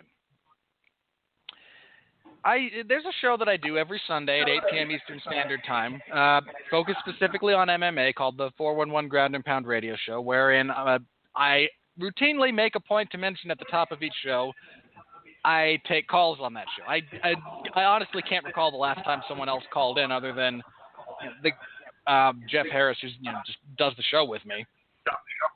And me. You have called in on occasion. I'm genuinely a little curious as to how this show got the reputation of being the one taking live callers. Well, I guess it depends on the subject material across the board, because when we did the Slayer review on the Metal Hammer of Doom, that got 2 trolling phone calls. Huh. So fair I enough. think that Suicide Squad is one of those movies, where there's a lot of people paying attention to it. There's tons of reviews all over YouTube, and we just happened to catch the one guy who was, let his fingers do a little walking through Block Talk Radio and stumbled upon this little ditty and said, "Hey, I'm gonna go fuck with these 2 guys." And good on you, sir. He did say he was from Tampa, so there's a pretty good chance you'll run into him in your professional capacity. Maybe that's what he figured out. He put 2 and 2 together. He's like, "Hey, that guy put me in Suicide Watch. You bastard! I'm gonna go call into his show and be a jerk off and talk about jerking off." Are you ready? All right. Yeah, let's do this thing. Wait, sorry, that's my cue. Ask me again. Are you ready? No, God! No, God, please, no! No! No! No! It's that time again, folks. We review the Rotten Tomatoes, critics reviews, a line or 2 from full reviews that they post, along with their aggregate score, of which it was 26%. Rotten Tomatoes did not review. Before we actually get into this, I want to address let me get into the neck-bearded elephant in the room here. Please do. For those of you unaware, there was a online petition started in the wake of the scathing critical reviews of this movie, which Mark and I have now contributed to shut down Rotten Tomatoes because the critical consensus was so low. I really, when I saw that, my brain stopped for a moment. I was completely and utterly stunned by the sheer stupidity of it. Tomatoes does not produce content. Whenever Mark and I go through these reviews, he will give the name of the reviewer as well as, and here's the important thing, the outlet they are writing for. None of them write for Rotten Tomatoes. There is not a group of movie reviewers going around being credentialed for film review because they write for Rotten Tomatoes. Rotten Tomatoes assembles data and allows you to view it in one convenient location. That is the sum total of what they do. They do not have, and this is dumber than you can possibly imagine on 2 levels. One, they do not have a Marvel bias. And now, here's why, real briefly, to all you people out there who may have signed this thing. Do you know who owns Rotten Tomatoes? Rotten Tomatoes is not independently run. It is not independently funded. It is owned by a larger entity. And guess who it is? It's not Marvel. It's not even Marvel's master Disney. It's Warner Brothers, the studio producing the DC Extended Universe movies, owns Rotten Tomatoes, but no, they clearly must have a bias towards Marvel. And again, there's this notion that if we shut down this site, the reviews will go away. No! Rotten Tomatoes produces nothing. They assemble reviews from other people. You are accomplishing nothing with this. This is so profoundly stupid. Winfree, take a breath for a moment, because there's an element to this, because I actually looked into this a little bit. I'm dead serious. I'm not doing a bit here. Okay. I looked into this to see what all the hubbub was. Like, if people understood what it was they were doing. And while some people may not understand how Rotten Tomatoes works and are, and would be affected by what you're saying, like, oh, wait, I'm doing a dumb thing. There are people who absolutely get that Rotten Tomatoes is not a content provider, but an aggregate. But they want it gone anyway. And here's why. And it actually makes sense. These people are stupid and need to go for a walk, but at least their thinking makes some degree of sense. Now, follow me if you will. I don't necessarily go to a variety of sources to get written reviews. I might go on YouTube and click on a bunch of different video reviews, but I'm typically not going to Forbes, the Wall Street Journal, Willy Waffles, MTV, the Salt Lake Tribune, the Tampa Tribune, etc., to read a bunch of different reviews. Their contention is that if you get rid of Rotten Tomatoes, you'll get rid of a one-stop shop site for reviews. It'll be harder for people to find reviews, and therefore people will not let bad reviews, since they're not seeing them, people won't let bad reviews ruin the movies. In other words, if there's no Rotten Tomatoes, people won't read reviews, and they'll go see the movies, and they'll see them for the wonderful splendor that they are. Not joking about that. No. just no, huh? just rolled up newspaper. No, if this is your point, and I know this isn't your point, Mark, if this is the sum total of your argument is, well, people are biased by professionals, or no, how do you not see the brilliance of Margot Robbie and fishnets? Here's just a minor thought for all of you. People would have seen this movie, and those that didn't like it, like me, would not have liked it anyway. The fact that this had a terrible score on Rotten Tomatoes affected my ability to perceive it, to critique it, and to come on this show and talk about it is unaffected by the scores, by the aggregates. The sum total of your argument is, well, ignorance is bliss. If I don't know life is better than being kicked in the balls, I'm not going to complain about being kicked in the balls, right? No. No, this is still profoundly stupid. The whole world is dumber because you made that argument. You actively detracted from the collective intelligence of this planet, and you should definitely feel shame about that.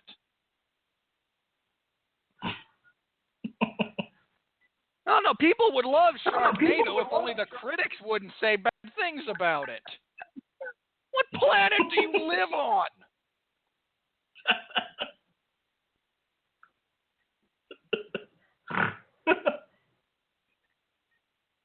Morons. Ugh. Are you good now? You got that out of your system? I want to say one more. No, you know what? Let's get through some of these reviews. I have a brief discussion I wish to close with, because I guarantee this is going to come up when we do the individual reviews. So let's go for it. Let me first say that for the first time in a long time, I actually think a lot of the reviews are spot on. It was very hard for me to pick stuff out without. So to be clear, if you've never heard us do this bit before, it started because whether or not we agreed or disagreed with the critics, we still felt that their criticism was poorly written. And it's one thing if you listen to an amateur like myself or Robert Winfree and you go, well, I don't like the way you guys are talking about this movie. I don't think you guys know what you're talking about. Fuck, maybe we don't. You know, maybe the years spent in film and playwriting classes and my own, you know, paying attention to movies all my life has not mattered a single bit, and I don't know what the fuck I'm talking about. Maybe Robert Winfree is a as my father would say, a majority of one, and what he says does not relate to the rest of the known universe. That's fine. We're not getting paid to do this. We are not. I am a professional social worker. Robert Winfree is a professional student, from what I understand, and ne'er do well. So the fact that we do this on the amateur level for fun, I accept whatever criticism comes with that. These people are paid to do this. These are paid professionals. The level of critique needs to reflect the paycheck they get. And while that may be shrinking in our ever overall shrinking field of journalism, they should still do a better job than some of these schmucks do. So that being said, we are here to the thrust of this those segment is Mark finds reviews on Rotten Tomatoes that will drive me insane, and I get to yell about them. It's a very cleansing, cathartic experience for me. Okay. So I just needed to point that out in case anyone was just like, well, ooh, you guys, the raza. Matthew DeKinder of Suburban Journals of St. Louis. Suicide Squad is a rowdy, rambunctious, entertaining flick that strikes the perfect, slightly darker tone the DC movies have been grasping for to set them apart from Marvel. I'm not entirely sure where... Wait a minute. You think this is... Hang on. Your premise is that this is darker than the movie where Thor watches his mother be murdered?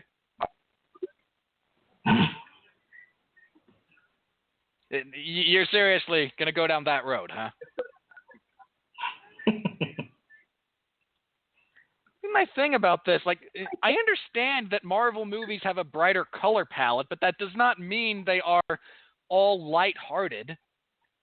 That's just patently untrue when you actually look at the content of their films. Now, some of them are lighter-hearted, sure. For crying out loud, Guardians of the Galaxy opens with an 8-year-old boy watching his mother die of cancer. Well, I just watched Age of Ultron yesterday, and I'm like, this is a really grim movie when you think about it. That there's a point before the SHIELD helicarrier shows up where they're just like, we've all accepted the fact that we're not getting out of Sokovia, and we're all going to die. And then, you know, even before that, you have, you know, once Tony creates Ultron and Ultron escapes out of the Avengers building, you have that whole conversation where they're all pissed at Tony, and Tony, you know, and Tony's is doing what he does, doing what he does best, deflecting and defending himself, and just how grim the whole thing is. Like these, I would not call what happens in Age of Ultron or what happens in Civil War to be fun in any way, shape, or form. Just to be clear, this should have been a slightly darker movie than it was, studio interference notwithstanding.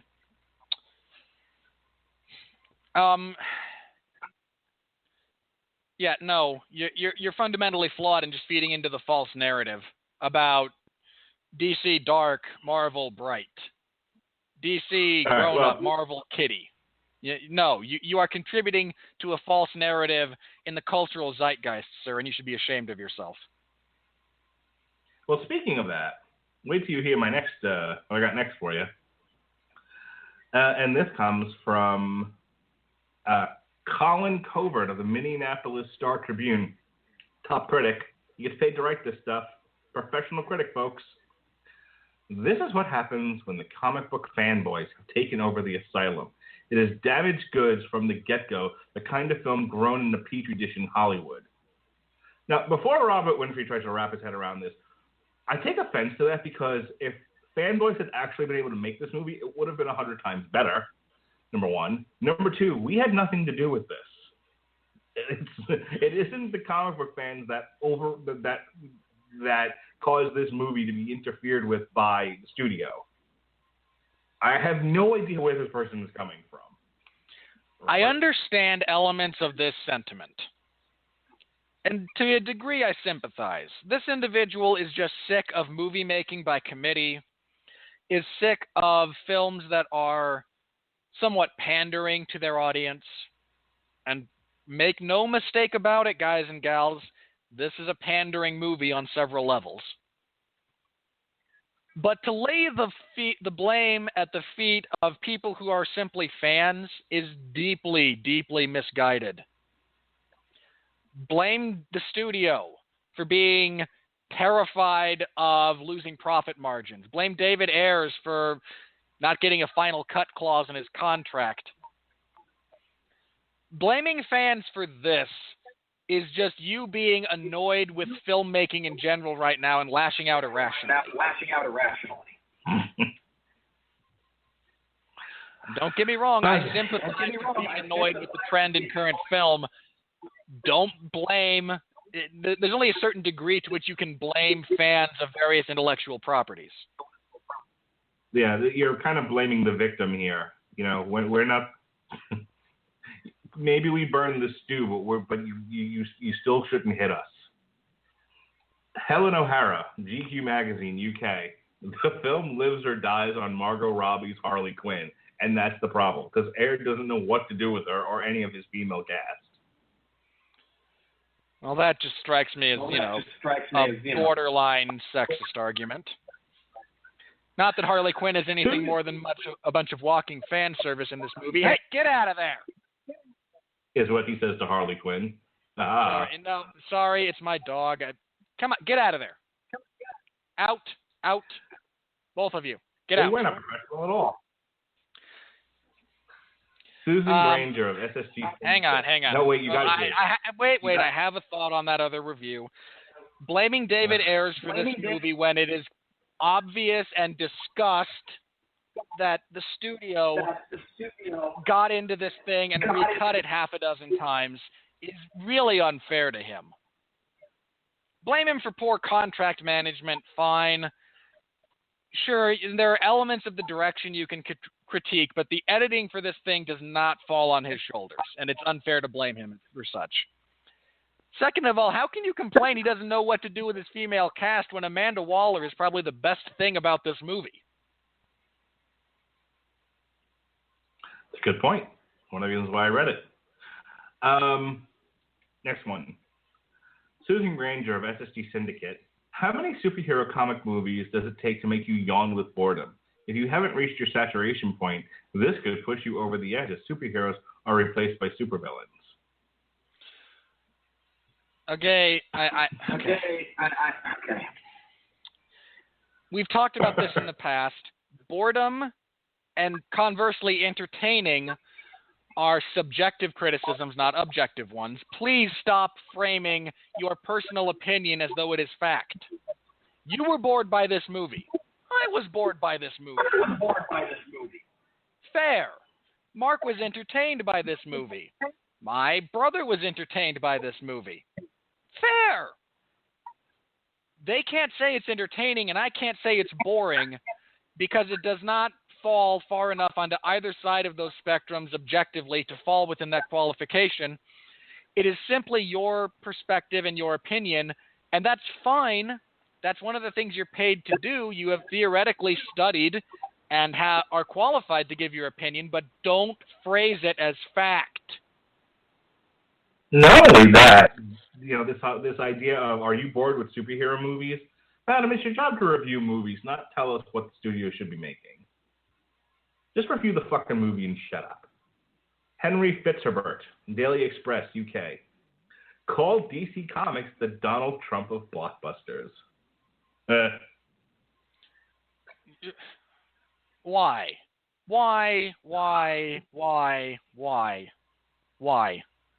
Just what went through your head? Are you proud of that sentence?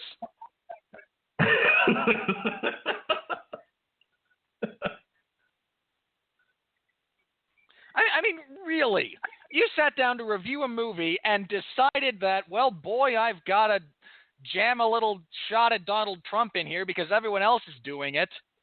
I'll type this up. You put your name on that and you put it out there in the world.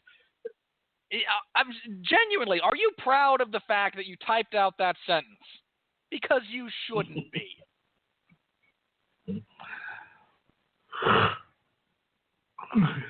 Pete Von der Haar of Houston Press. I'm only reading this because I think the line is funny. Leto opts for insane clown pimp, with the results being about as enjoyable as you'd expect from anything with the initials ICP. See, it's funny because the insane clown posse is just terrible on every level. You're not a juggalo, Robert Winfree? Not under any meaningful definition of the word. Okay. See, it's hard to pull really, really bad reviews out of this because a lot of them, I completely agree with a lot of them. Alas, the result is a surprisingly disjointed mess. Yes, it was. Punishing rather than entertaining. Well, I kind of agree with that. A muddled tone and obvious post-production tinkering makes it feel more like DC's version of Fantastic Four. A lot of comparisons to Fantastic Four. Yeah, that's about that. That's more accurate than I think most people would admit to. Oh, Jesus Christ. Rohan Nahar of the Hindustan Times. I'm bad, and that's good. I will never be good, and that's not bad. There's no one I'd rather be than me. I'm just going to go out on a minor limb here and assume this is some kind of translation and context issue. Well, you know where he's pulling that from, right? That's from Wreck-It Ralph. I have not seen Wreck-It Ralph. Uh-oh. Marianne Johansson, a flick philosopher spelled with an F, by the way. Oh, yay. Because really, we just need to contribute to the misspelling of society, you freaking hacks. Should be grim, bitter, and as horrifyingly alluring as Hannibal Lecter. But it's nothing but a teen-friendly ad for toys, teas, and other disposable merch. 0 out of 5 stars. Okay, someone does not understand how Hannibal Lecter works. Let's start right there. I read that specifically for that line. Hannibal Lecter operates in the real world. That's one of the things that makes him so effective as a character. There is nothing stopping Hannibal Lecter from being real. Nothing at all. And really, that's what should scare you about that whole scenario. That level of, hey, frickin' dogs. That level of grim darkness, into the underbelly of reality does not work in a superhero movie by and large.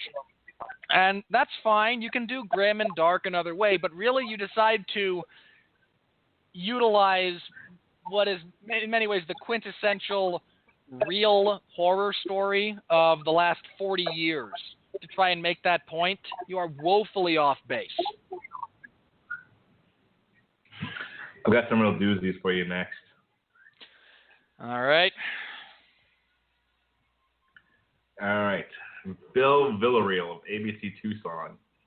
Whatever the revisions were, they turned out to be masterstrokes that boosted the material to fulfill the promise of the trailers. 3 out of 4 stars. Oh, sir. I would like for you to go to the nearest door. Open it, put your hand in it, and then slam it as hard as you can. You are clearly in dire need of some kind of external stimulus to awaken your mental stupor. The cuts for this movie, the revisions, are what make it bad. Moreover, there were 2 different trailers for this movie, the first of which looked grim, dark, and to be more on the action thriller side of things. The second one was played over Ballroom Blitz and promised kid-friendly action sequence with comedy thrown in. One of those trailers had a potentially decent movie behind it, and it wasn't the second. People are contemplating suing because of how erroneous the trailers were, and you're saying it was a good decision. What's the matter with you? Oh, it's just going to get worse now. Are you ready? I'm ready. Bring it on. Scott Mendelson of Forbes, who I genuinely like, and where he came up with this, like his wife left him or something. Poor Scott Mendelson. I don't know. I'll just read the line, but then I think you'll be with me when you say, poor Scott Mendelson, you're having a terrible day.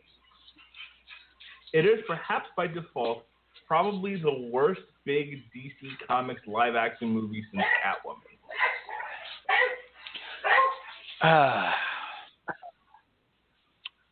I can't agree with that. I mean, it's wrong. It's wrong.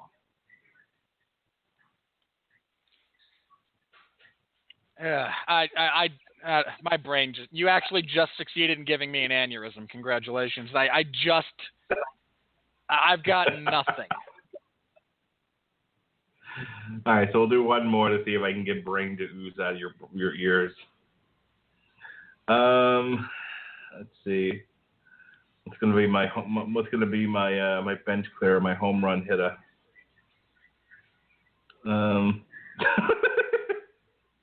Okay. Adam Woodward of Little White Lies, one of the more refreshingly uncomplicated summer blockbusters in recent memory. Okay. You thought this was uncomplicated. Really? Extra-dimensional possessing demon revives brother to generate magic, to wipe out technology, to inspire the populace. All the while, Joker wants his pretty back, and Amanda Waller shoots people. You thought this was uncomplicated. Now, don't get me wrong. We've had our share of overstuffed, overcomplicated movies this year. But come on! This was uncomplicated?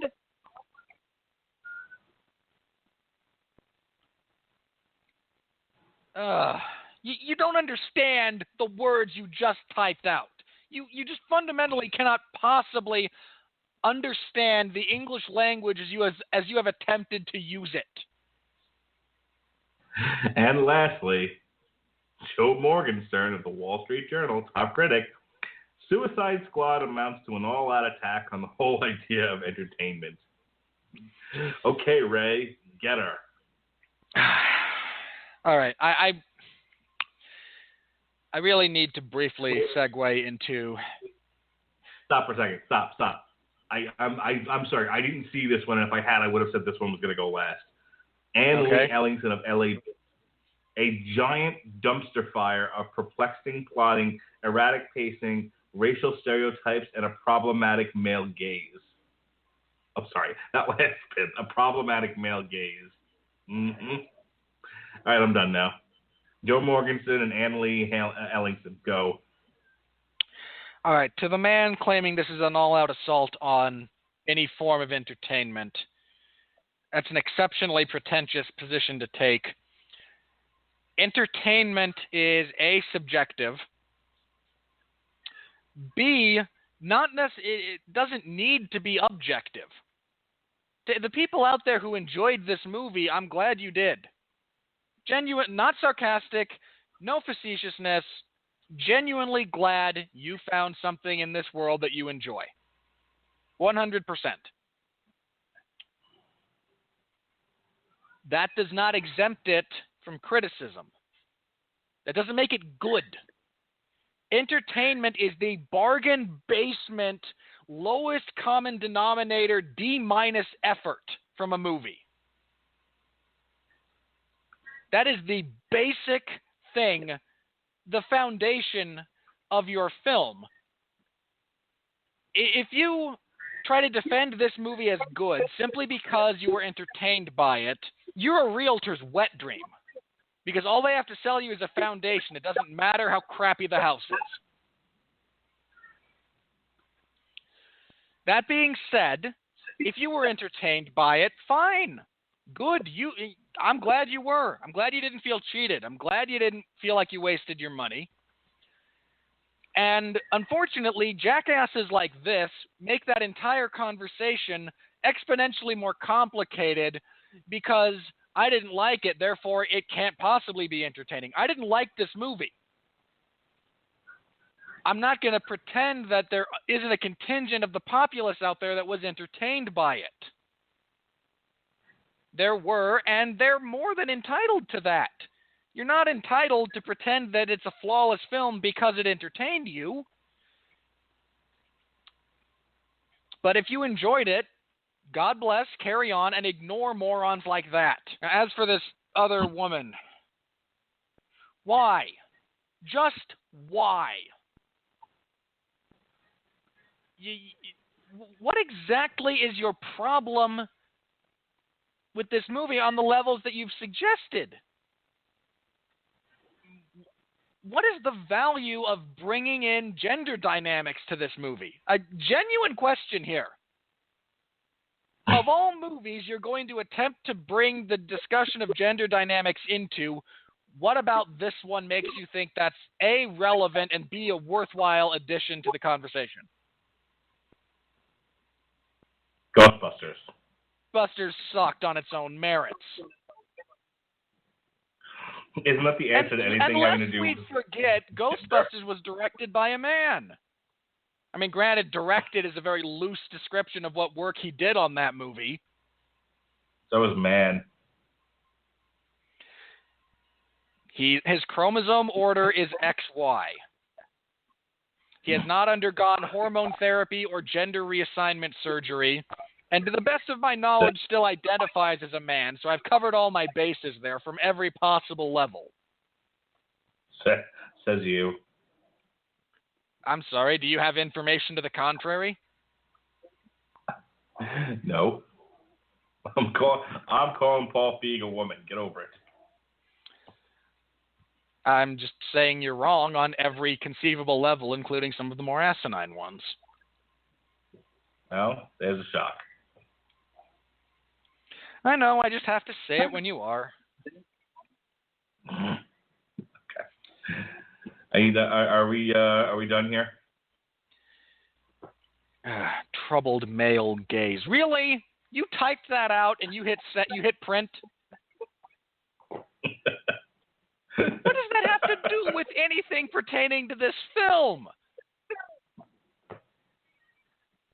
I mean, seriously, is anyone out there complaining that this movie is sexist or misogynistic or whatever terminology you want to use? Has anyone brought that up under any context?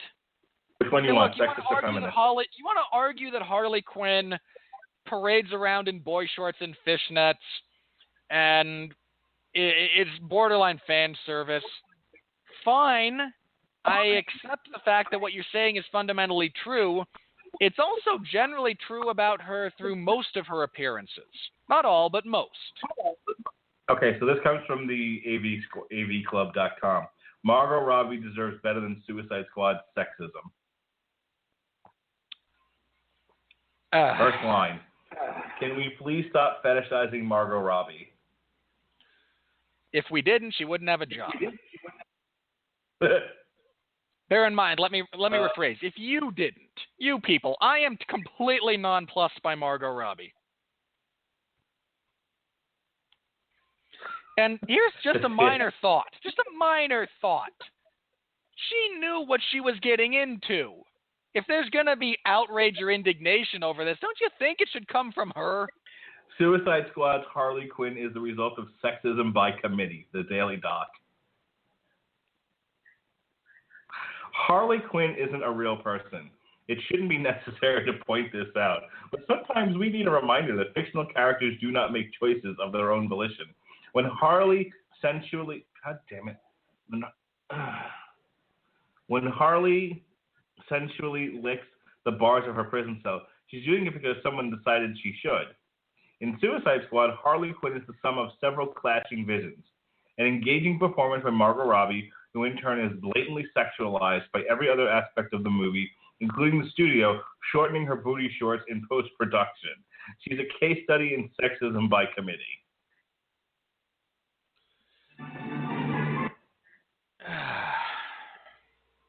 You asked. I found it. I did, and you found. I really should know better than to posit questions about the stupidity of humanity potentially being brought up, and we all have the internet at our fingertips. Well, especially with me, because I take everything as a challenge. Yeah, you got nothing better to do with it than to try and give me a heart attack or an aneurysm or some such physical malady based on the collective ignorance and asinine writings of the rest of the world. Yeah. Listen, I'm in this show to be entertained. Yeah, look, yes, Harley Quinn is overly sexualized. Yep. What's your point? And water is wet.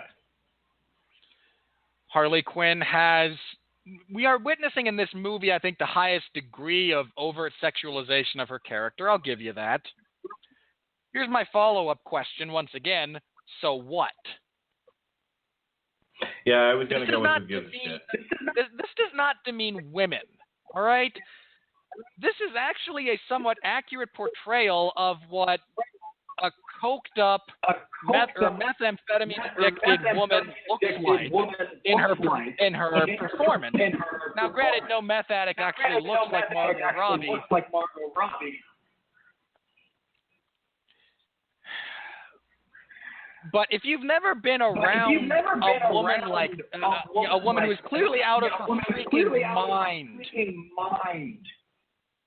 Mark, you deal with people like that on a semi-regular basis. Have you ever had a woman attempt to use her body, persuade you, or throw you off your game? Most of the girls I tried to date before I met my wife, yes. And how is that sexist to portray it realistically when amped up to the nth degree by a fundamentally insane fictional character?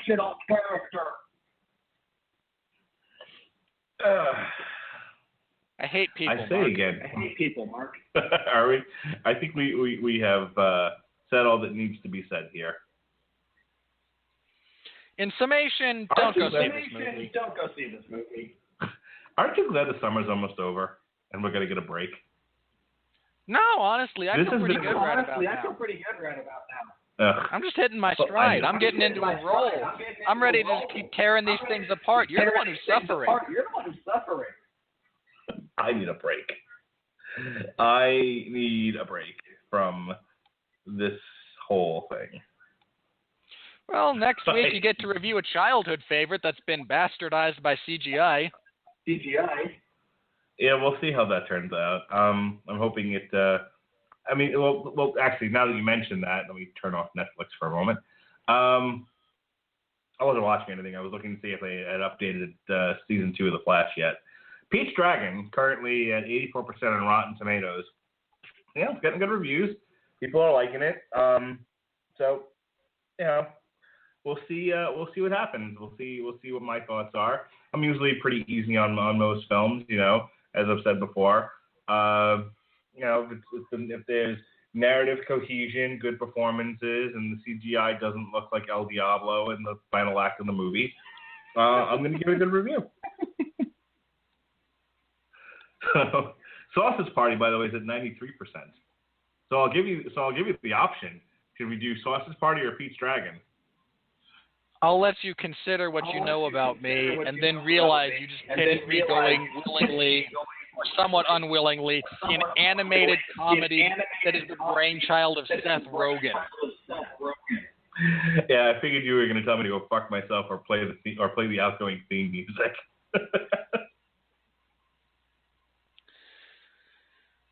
Look, we'll do Pete's Dragon. I'll suffer through it. We'll talk about it. And then the following week is our summer wrap-up special. We'll go over, we'll review in a short order all the movies that we saw, some of the ones that we didn't, if we saw anything that we didn't get a chance to review, I'll talk a little bit more about The Killing Joke. Let's see if there's anything I didn't see.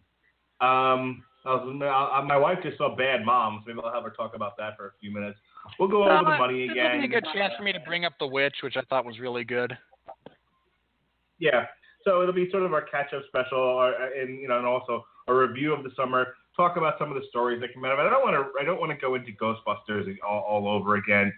But there were other newsworthy items about movies this summer that are worth talking about that we may or may not have addressed on this show. So that's what we'll do in 2 weeks. Like you said, next week is Pete's Dragon. A dragon. I swear I saw a dragon. Mickey Rooney, where have you gone? He's not dead yet. His memory serves. And then we'll do our summer wrap-up special, and then we're done for a while. We'll be taking a break because there's hot garbage in the month of September, for the most part. We're not doing Ben-Hur. I refuse. I'm done. Look, if we were going to do something for the week after, I would actually insist on Kubo. The Ben-Hur remake was just absolutely awful. Yeah, that can go fuck itself. So the week of the 31st. Fan. We don't want to do Hands of Stone? Is that the what you call it? The boxing movie that I asked you about that you said you were going to get Pat Mullins' permission to go see? No, I don't know. It's the one on Roberto Duran. Yeah, that's what I was asking about. I don't know. I know you're a boxing fan as well. I was wondering if you wanted to potentially add it or not. I'm happy either way. I don't know if I'm going to make it to go see it. If I do, when's it come out?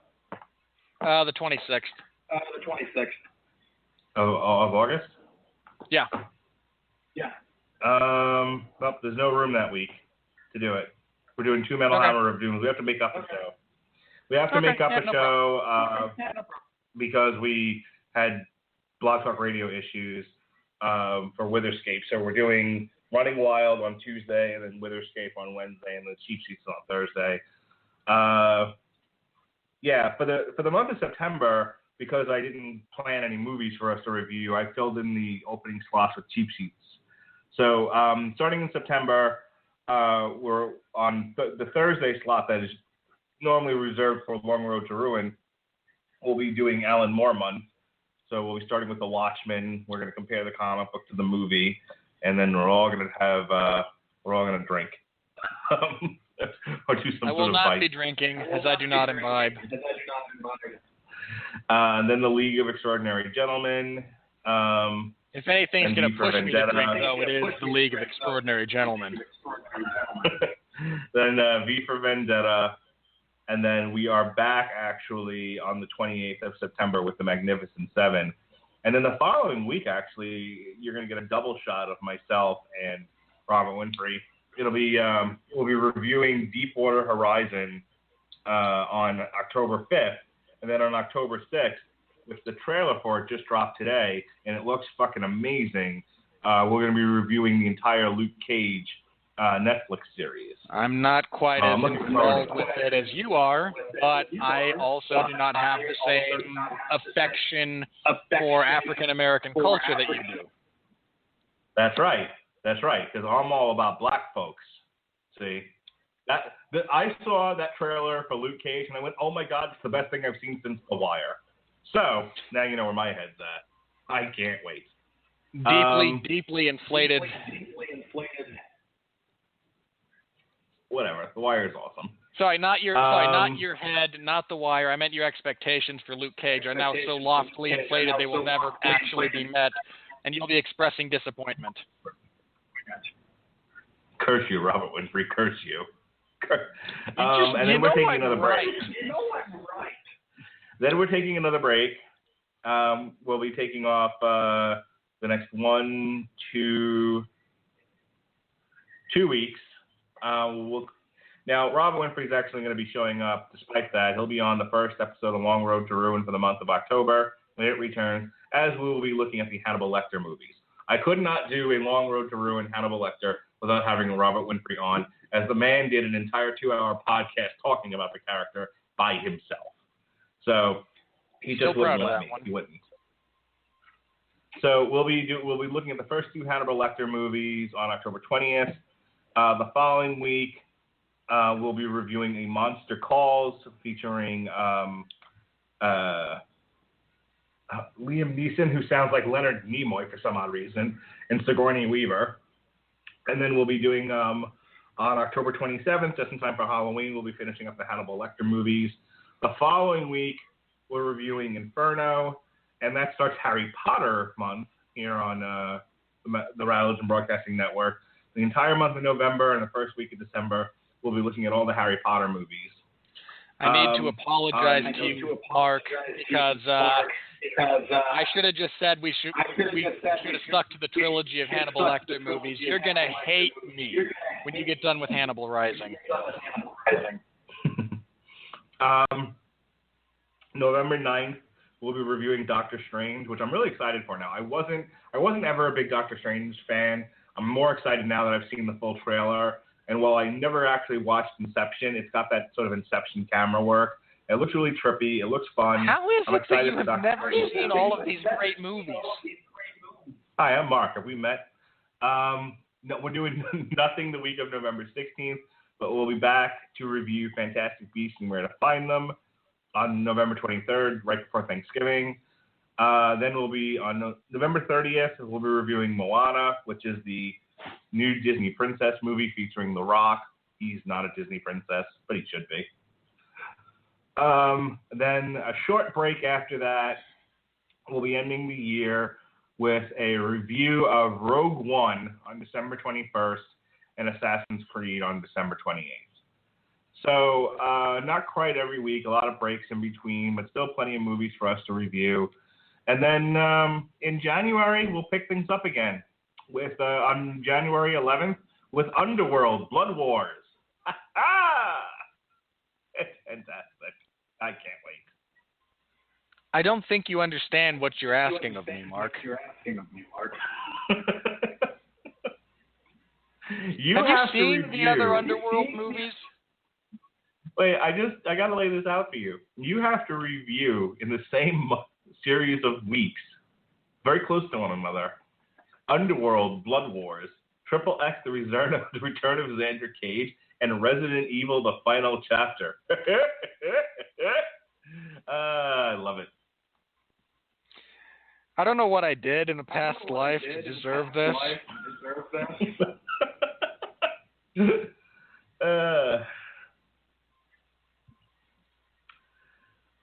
So, what are your plans? January is going to be rough. If I don't make it through January,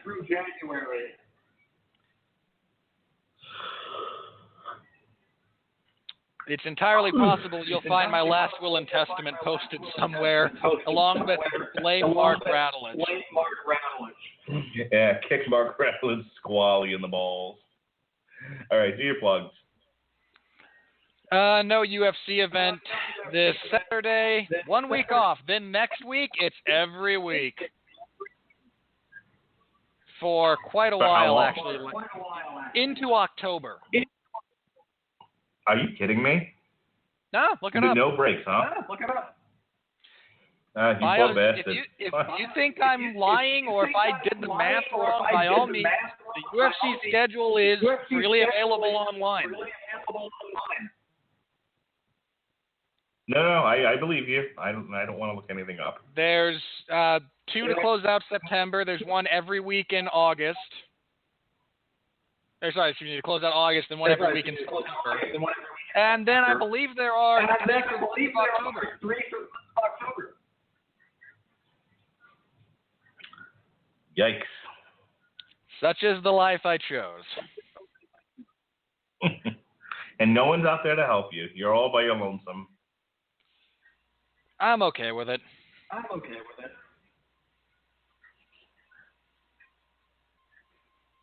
Besides, I already used you for my one emergency break in case of insanity. That's right. I'm done for the year. Now, I'm okay with it. You know, I knew what I signed up for. I can't complain. All right. So next real week? quickly, sorry. I actually wrote a thing, which I have not done in quite some time. It's in the MMA Zone of 411mania.com right now. It's entitled MMA's Money Weight Dilemma. A little bit of history about how we arrived at the current problem, some of my thoughts on it along the way. Give it a read if you're so inclined. I've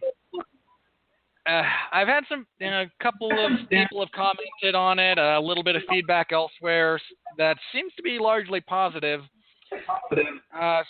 So by all means, give it a read. I require constant reinforcement or criticism. I accept critiques. I was not terribly thrilled with this when it went up, so I welcome constructive criticism as well. Is yours the one that the MMA money weight problem? Is that your article? Yeah. Okay. Well, if it's anything other than they should make more money weight fights, it's wrong. I know. You're a Jew. I know. Oh, go for the TP, huh? I'm well aware of your position, and I just fundamentally disagree with you on at least two levels. Money. Wait a minute. Hang on. On that note, we'll be back next week to review Pete's Dragon. Until then, please.